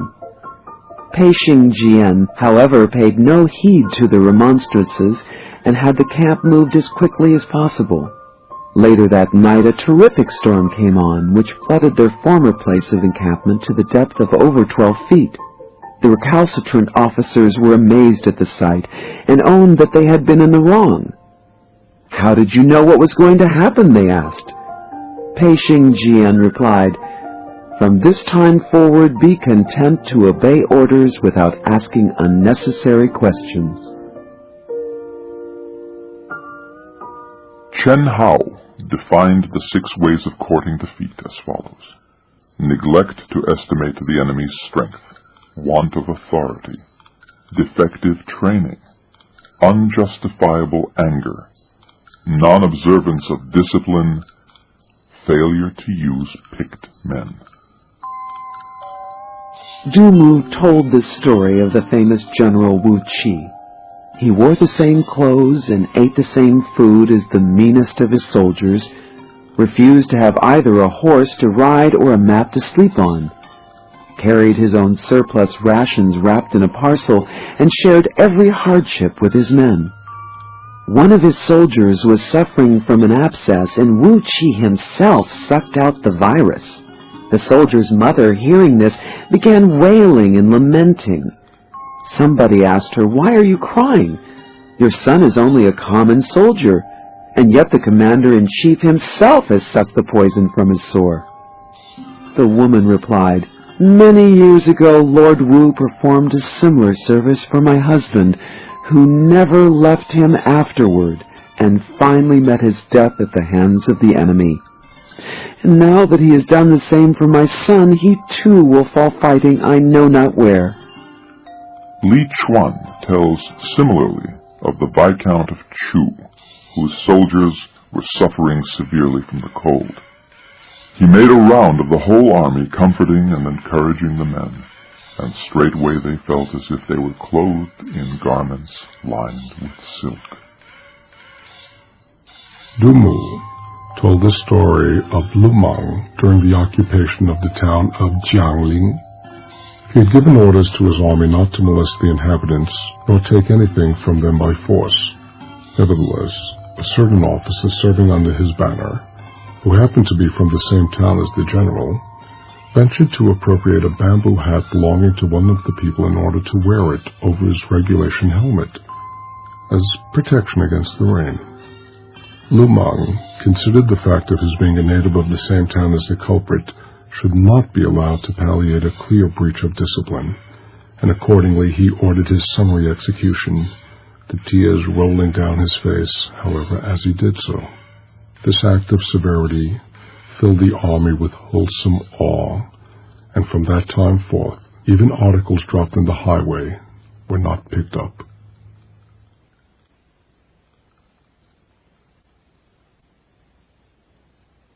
Chapter 11. The 9 Situations. 9 strategic kinds of ground, advantages of adversity, changing plans, 9 principles, alliances, and rewards. Sun Tzu said, "The art of war recognizes 9 varieties of ground: dispersive ground, facile ground, contentious ground, open ground, ground of intersecting highways, serious ground, difficult ground, hemmed-in ground, desperate ground."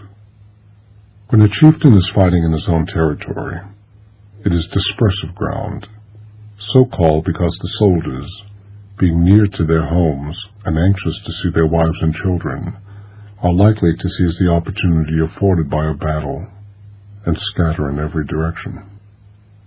When he has penetrated into hostile territory, but to no great distance, it is facile ground. Ground that can be of great advantage to either side is contentious ground. Ground on which each side has liberty of movement is open ground. Ground which forms the key to 3 contiguous states, so that he who occupies it first has most of the empire at his command, is ground of intersecting highways. When an army has penetrated into the heart of hostile country, leaving a number of fortified cities in its rear, it is serious ground. Mountain forests, rugged steeps, marshes, and fens, all country that is hard to traverse, this is difficult ground. Ground which is reached through narrow gorges, and from which we can only retire by tortuous paths, so that a small number of the enemy would suffice to crush a large body of our own men. This is hemmed-in ground. Ground on which we can only be saved from destruction by fighting without delay. This is desperate ground. On dispersive ground, therefore, fight not. On facile ground, halt not. On contentious ground, attack not. On open ground, do not try to block the enemy's way. On ground of intersecting highways, join hands with your allies. On serious ground, gather in provisions from all sides. In difficult ground, keep steadily on the march. On hemmed-in ground, resort to stratagem. On desperate ground, fight.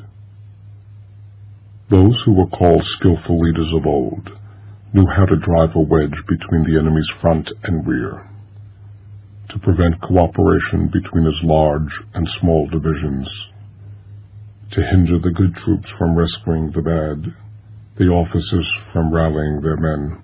When the enemy's men were scattered, they prevented them from gathering. Even when their forces were united, they managed to keep them in disorder. When it was to their advantage, they made a forward move. When otherwise, they stopped still. If asked how to cope with a great host of the enemy in orderly array and on the point of marching to the attack, I should say begin by seizing something that your opponent holds dear. Then he will be amenable to your will. Speed is the essence of war. Take advantage of the enemy's unreadiness. Make your way by unexpected routes and attack unguarded spots. The following are the principles to be observed by an invading force. The further you penetrate into a country, the greater will be the solidarity of your troops, and thus the defenders will not prevail against you. Make forays in fertile country in order to supply your army with food. Carefully study the well-being of your men, and do not overtax them. Concentrate your energy and hoard your strength.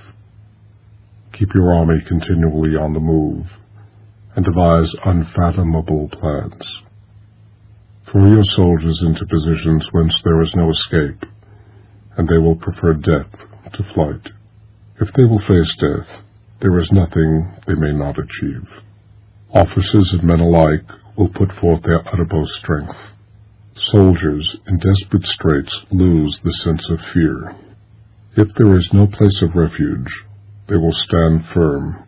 If they are in the heart of a hostile country, they will show a stubborn front. If there is no help for it, they will fight hard. Thus, without waiting to be marshaled, the soldiers will be constantly on the alert. Without waiting to be asked, they will do your will. Without restrictions, they will be faithful. Even without orders, they can be trusted. Prohibit the studying of omens, and do away with superstitious doubts. Then, until death itself comes,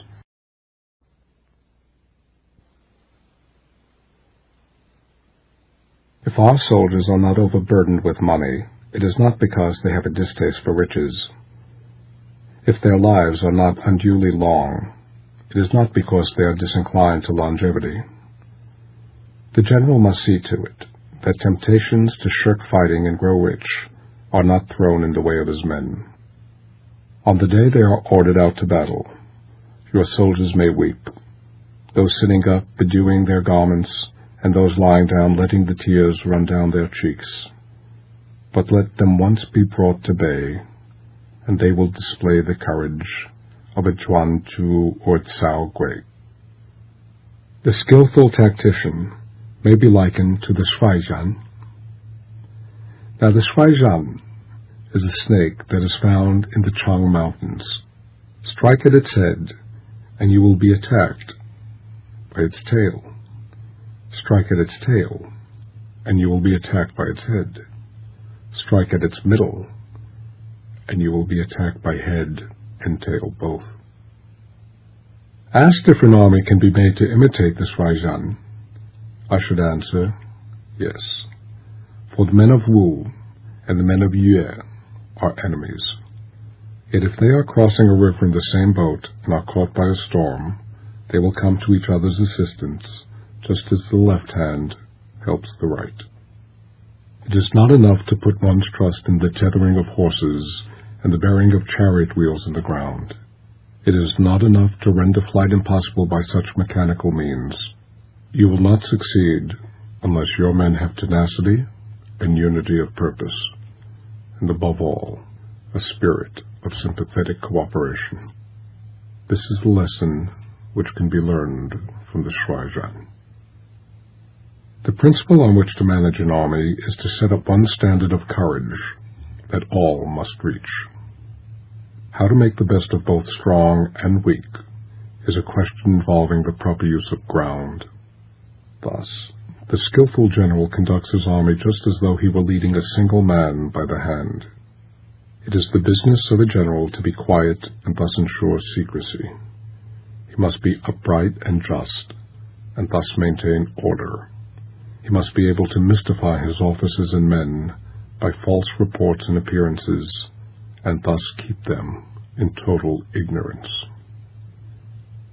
By altering his arrangements and changing his plans, the leader keeps the enemy without definite knowledge.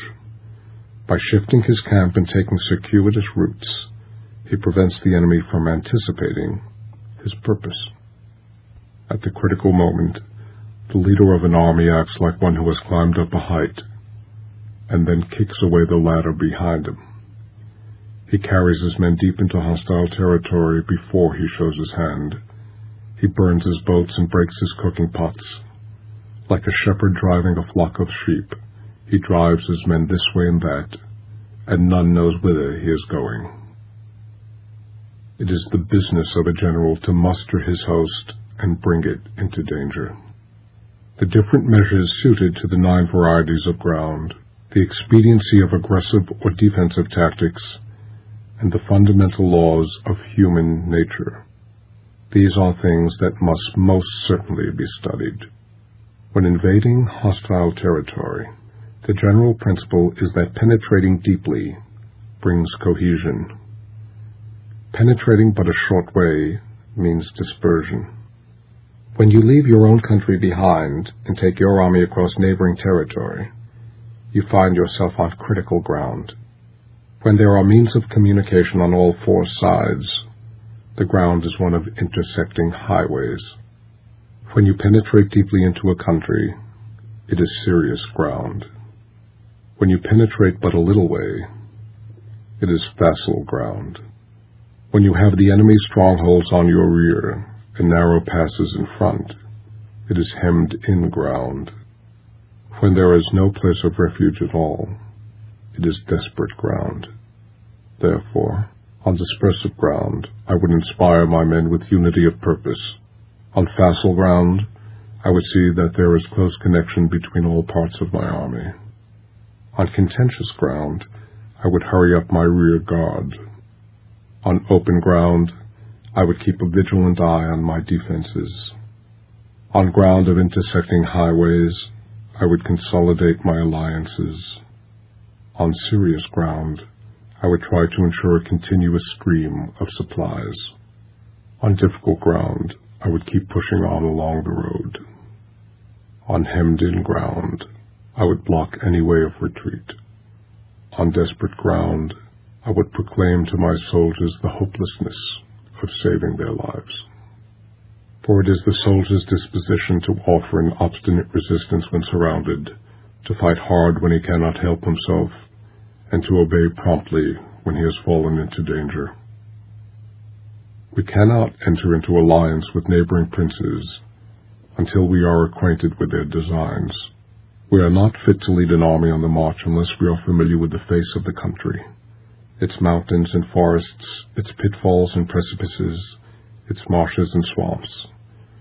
We shall be unable to turn natural advantages to account unless we make use of local guides. To be ignorant of any one of the following principles does not befit a warlike prince. When a warlike prince attacks a powerful state, his generalship shows itself in preventing the concentration of the enemy's forces. He overawes his opponents, and their allies are prevented from joining against him. Hence, he does not strive to ally himself with all and sundry, nor does he foster the power of other states. He carries out his own secret designs, keeping his antagonists in awe. Thus, he is able to capture their cities and overthrow their kingdoms. Bestow rewards without regard to rule. Issue orders without regard to previous arrangements, and you will be able to handle a whole army as though you had to do with but a single man. Confront your soldiers with the deed itself. Never let them know your design. When the outlook is bright, bring it before their eyes, but tell them nothing when the situation is gloomy. Place your army in deadly peril, and it will survive. Plunge it into desperate straits, and it will come through in safety. For it is precisely when a force has fallen into harm's way that it is capable of striking a blow for victory. Success in warfare is gained by carefully accommodating ourselves to the enemy's purpose. By persistently hanging on the enemy's flank, we shall succeed in the long run in killing the commander-in-chief. This is called the ability to accomplish a thing by sheer cunning. On the day that you take up your command, block the frontier passes, destroy all passports and permits, and stop the passage of all emissaries either to or from the enemy's country. Be stern in the council chamber, so that you may control the situation. If the enemy leaves a door open, you must rush in. Forestall your opponent by seizing what he holds dear, and subtly contrive to time his arrival on the ground. Walk in the path defined by rule, and accommodate yourself to the enemy until you can fight a decisive battle. At first, exhibit the coyness of a maiden, so that the enemy will open his door.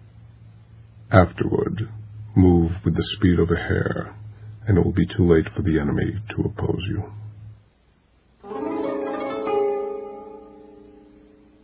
Chen Hao said, "To be on desperate ground is like sitting in a leaking boat or crouching in a burning house." Hoshi told the following anecdote about speed. Li Jing was sent to reduce the rebel Shao Xian, who had set up as emperor at Qingzhou Fu. It was autumn, and the Yangtze being then in flood, Shao Xian never dreamt that his adversary would venture to come down through the gorges, and consequently made no preparations. But Li Jing embarked his army without loss of time, and was just about to start when the other generals implored him to postpone his departure until the river was in a less dangerous state for navigation. Li Jing replied, "To the soldier, overwhelming speed is of paramount importance, and he must never miss opportunities. Now is the time to strike, before Shao Xian even knows that we have got an army together. If we seize the present moment when the river is in flood, we shall appear before his capital with startling suddenness, like the thunder which is heard before you have the time to stop your ears against it. This is the great principle in war. Even if he gets to know of our approach, he will have to levy his soldiers in such a hurry that they will not be fit to oppose us. Thus the full fruits of victory will be ours."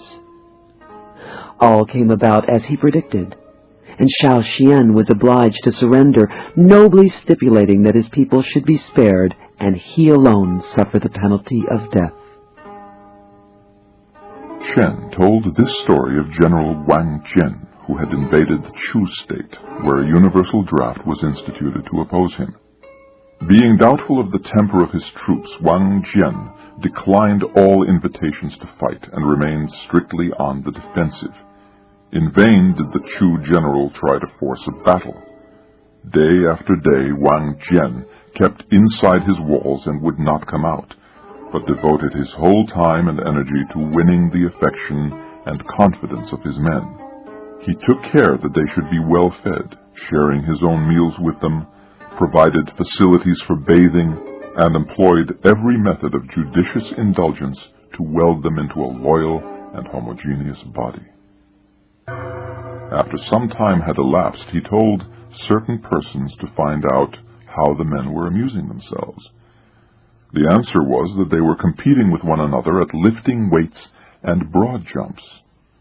When Wang Jian heard that they were engaged in these athletic pursuits, he knew that their spirits had been strung up to the required pitch and that they were now ready for fighting.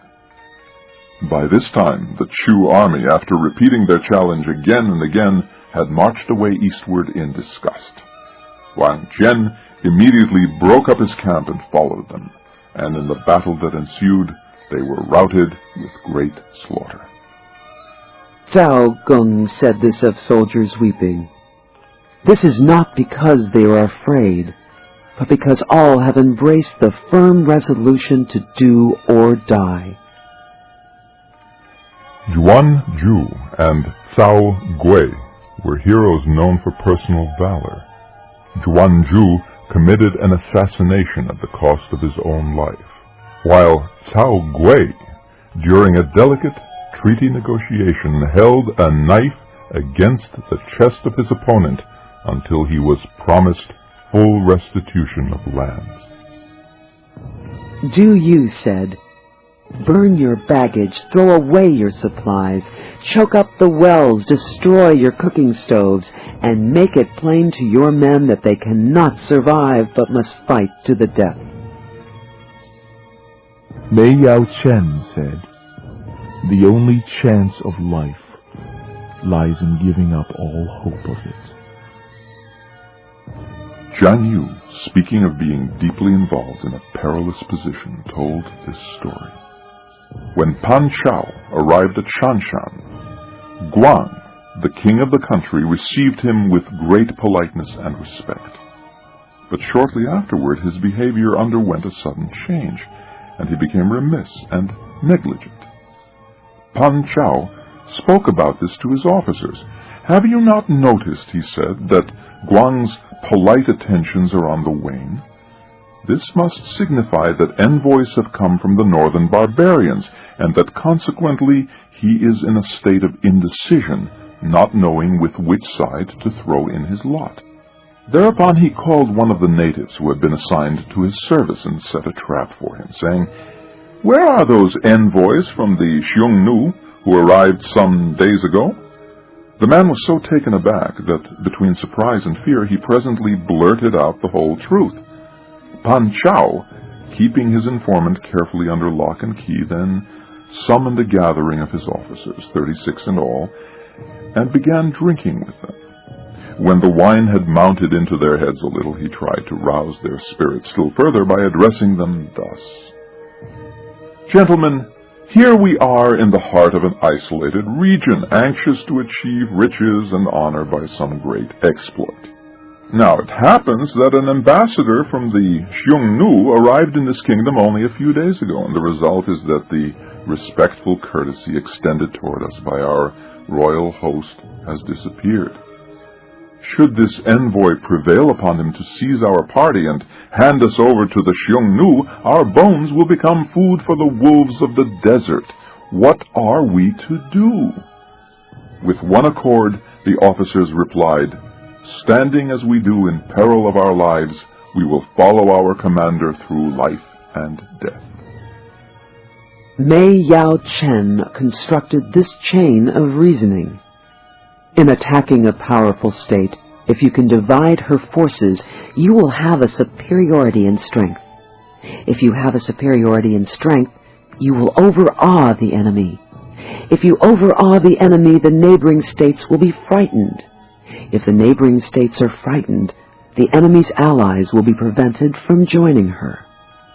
Jian Yu and Jin Lin said, "Your arrangements should not be divulged beforehand. There should be no fixity in your rules and arrangements."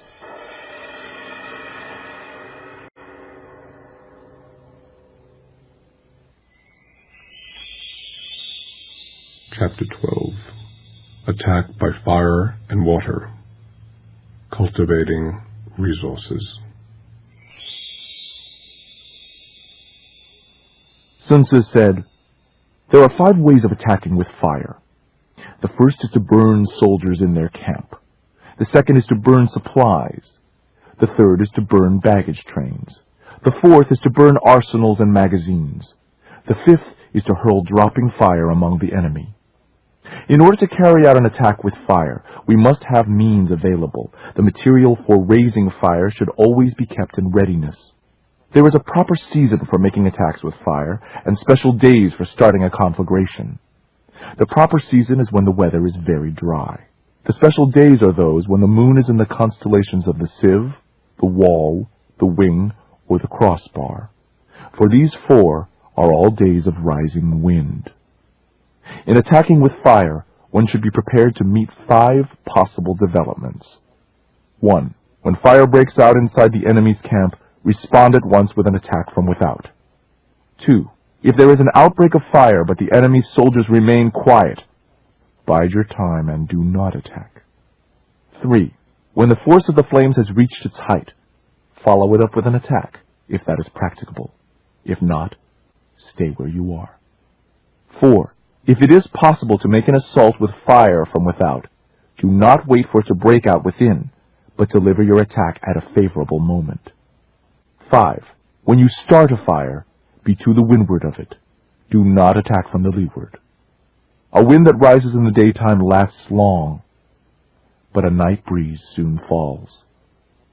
In every army, the 5 developments connected with fire must be known, the movements of the stars calculated, and a watch kept for the proper days. Hence, those who use fire as an aid to the attack show intelligence.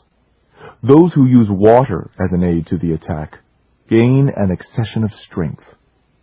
By means of water, an enemy may be intercepted, but not robbed of all his belongings. Unhappy is the fate of one who tries to win his battles and succeed in his attacks without cultivating the spirit of enterprise, for the result is waste of time and general stagnation. Hence the saying, "The enlightened ruler lays his plans well ahead. The good general cultivates his resources." Move not unless you see an advantage. Use not your troops unless there is something to be gained. Fight not unless the position is critical. No ruler should put troops into the field merely to satisfy his own rage. No general should fight a battle simply out of anger. Anger may in time change to gladness. Vexation may be succeeded by content. But a kingdom that has once been destroyed can never come again into being, nor can the dead ever be brought back to life. Hence, the enlightened ruler is heedful, and the good general full of caution. This is the way to keep a country at peace, and an army intact. Dumu illustrated the principle of attack by fire with these anecdotes. The famous Li Ling once baffled the leader of the Xiang Nu when the latter, taking advantage of a favorable wind, tried to set fire to the Chinese general's camp, only to find that every scrap of combustible vegetation in the neighborhood had already been burned down. On the other hand, Po Tsai, a general of the Yellow Turban rebels, was badly defeated through his neglect of this simple precaution. At the head of a large army, he was besieging a very small garrison held by Wang Fu Sung, who called his officers together and said, "In war, there are various indirect methods of attack, and numbers do not count for everything. Now the rebels have pitched their camp in the midst of thick grass which will easily burn when the wind blows. If we set fire to it at night, they will be thrown into a panic, and we can make a sortie and attack them on all sides at once." That evening a strong breeze sprang up, so Wang Fu Sung instructed his soldiers to bind reeds together into torches and mount guard on the city walls, after which he sent out a band of daring men who stealthily made their way through the lines and started the fire with loud shouts and yells. Simultaneously, a glare of light shot up from the city walls, and Wang Fu Sung, sounding his drums, led a rapid charge which threw the rebels into confusion and put them to headlong flight. Dumu said, "If the wind is in the east, begin burning to the east of the enemy, and follow up the attack yourself from that side. If you start a fire on the east side and then attack from the west, you will suffer in the same way as your enemy." Regarding the enlightened ruler, Dumu said, "The warlike prince controls his soldiers by his authority, knits them together by good faith, and keeps them loyal by means of rewards. If faith decays, there will be disruption. If rewards are deficient, commands will not be respected."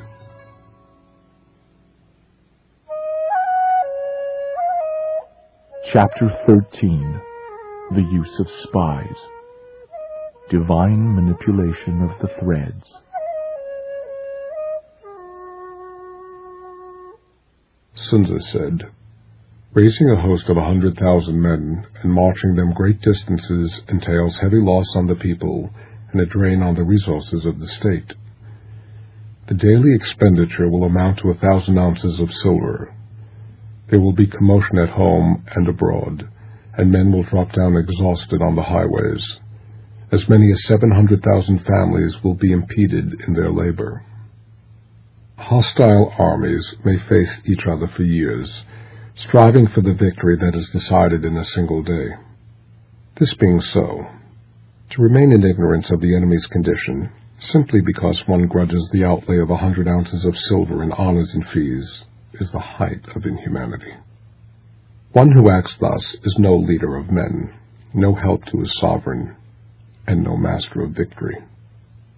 What enables the wise sovereign and the good general to strike and conquer, achieving things beyond the reach of ordinary men, is foreknowledge. Now this foreknowledge cannot be elicited from spirits. It cannot be obtained inductively from experience, nor by any deductive calculation. Knowledge of the enemy's dispositions can only be obtained from other men. Hence, the use of spies, of whom there are 5 classes: local spies, internal spies, converted spies, doomed spies, surviving spies. When these 5 kinds of spies are all at work, none can discover the secret system. This is called the divine manipulation of the threads. It is the sovereign's most precious faculty. Having local spies means employing the services of the inhabitants of a district. Having internal spies means making use of officials of the enemy. Having converted spies means getting hold of the enemy's spies and using them for our own purposes. Having doomed spies means doing certain things openly for purposes of deception and allowing our own spies to know of them and report them to the enemy. Surviving spies, finally, are those who bring back news from the enemy's camp. Hence it follows that there must be no more intimate relations in the whole army than those maintained with spies. No one should be more liberally rewarded, and nowhere else should greater secrecy be preserved. Spies cannot be usefully employed without a certain intuitive sagacity. Spies cannot be properly managed without benevolence and directness. Without subtle ingenuity of mind, one cannot make certain of the truth of their reports. Be subtle. Be subtle, and use your spies for every kind of business. If a secret piece of news is divulged by a spy before the time is ripe, he must be put to death together with the person to whom the secret was told.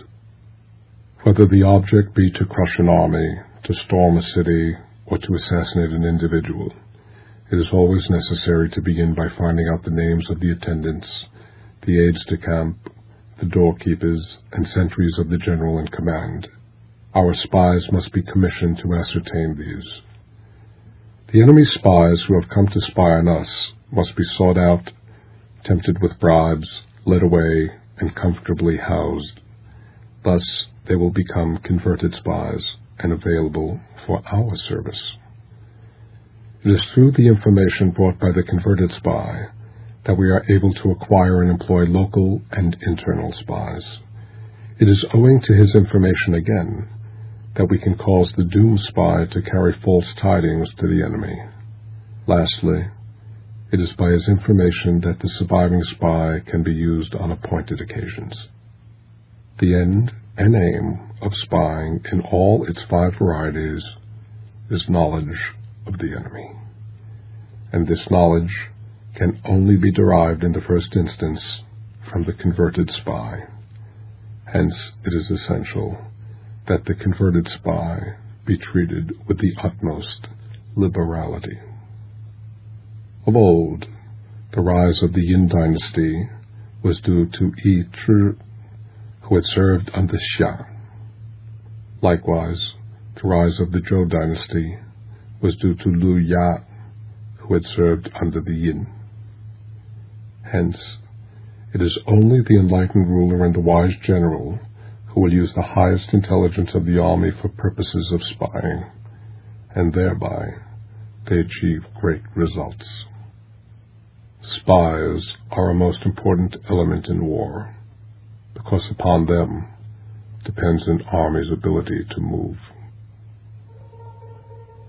Mei Chen said, "Knowledge of the spirit world is to be obtained by divination.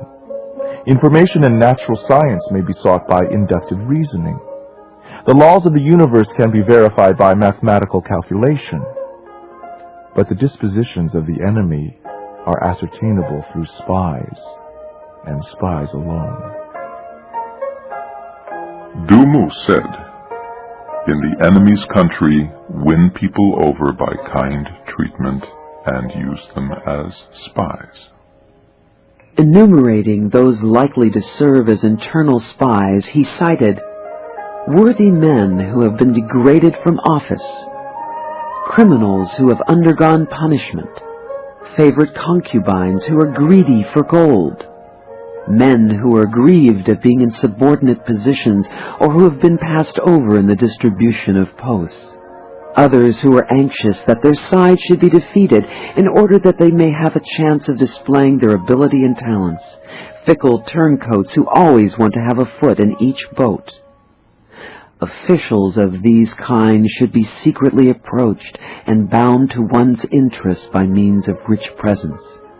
In this way, you will be able to find out the state of affairs in the enemy's country, ascertain the plans that are being formed against you, and, moreover, disturb the harmony and create a breach between the sovereign and his ministers. But there is a necessity for extreme caution in dealing with internal spies. Of converted spies, Zhang Yu said, "We must tempt the converted spy into our service, because it is he who knows which of the local inhabitants are greedy of gain, and which of the officials are open to corruption." Of converted spies, Du Yu said, "By means of heavy bribes and liberal promises, detach them from the enemy's service, and induce them to carry back false information, as well as to spy in turn on their own countrymen."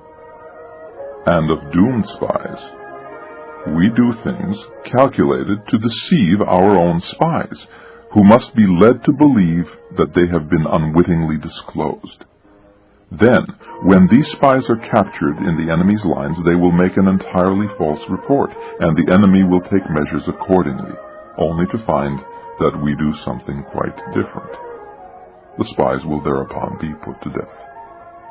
Du Mu further spoke of surviving spies. "This is the ordinary class of spies who should form a regular part of the army. Your surviving spy must be a man of keen intellect, though in outward appearance a fool.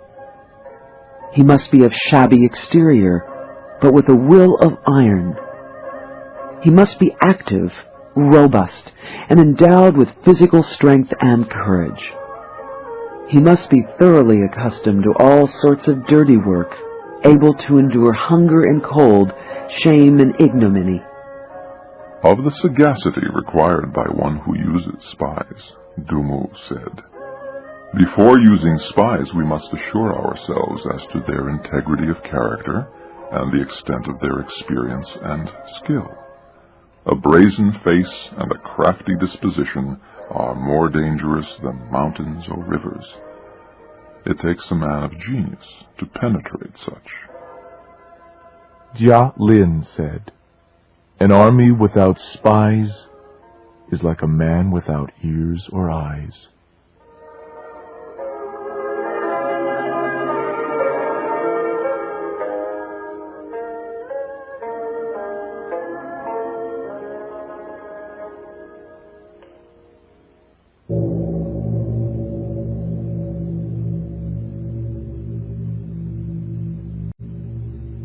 Fighting South of the Castle, an anonymous Chinese poem, circa 124 BCE.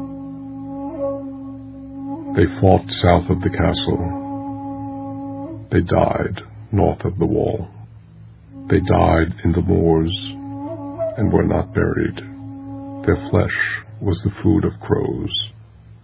Tell the crows we are not afraid. We have died in the moors and cannot be buried. Crows, how can our bodies escape you? The waters flowed deep, and the rushes in the pool were dark.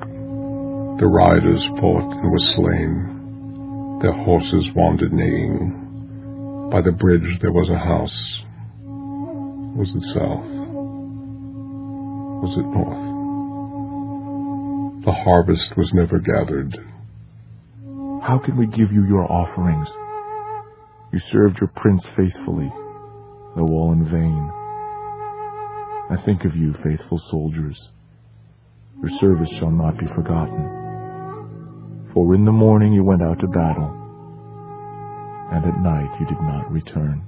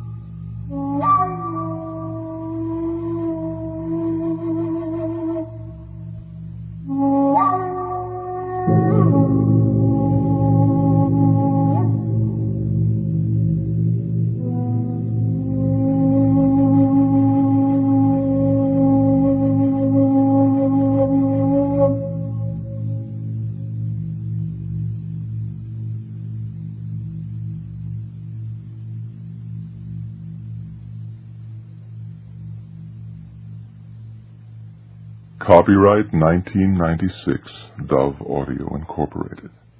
If you would like to receive a Dove Audio or Dove Kids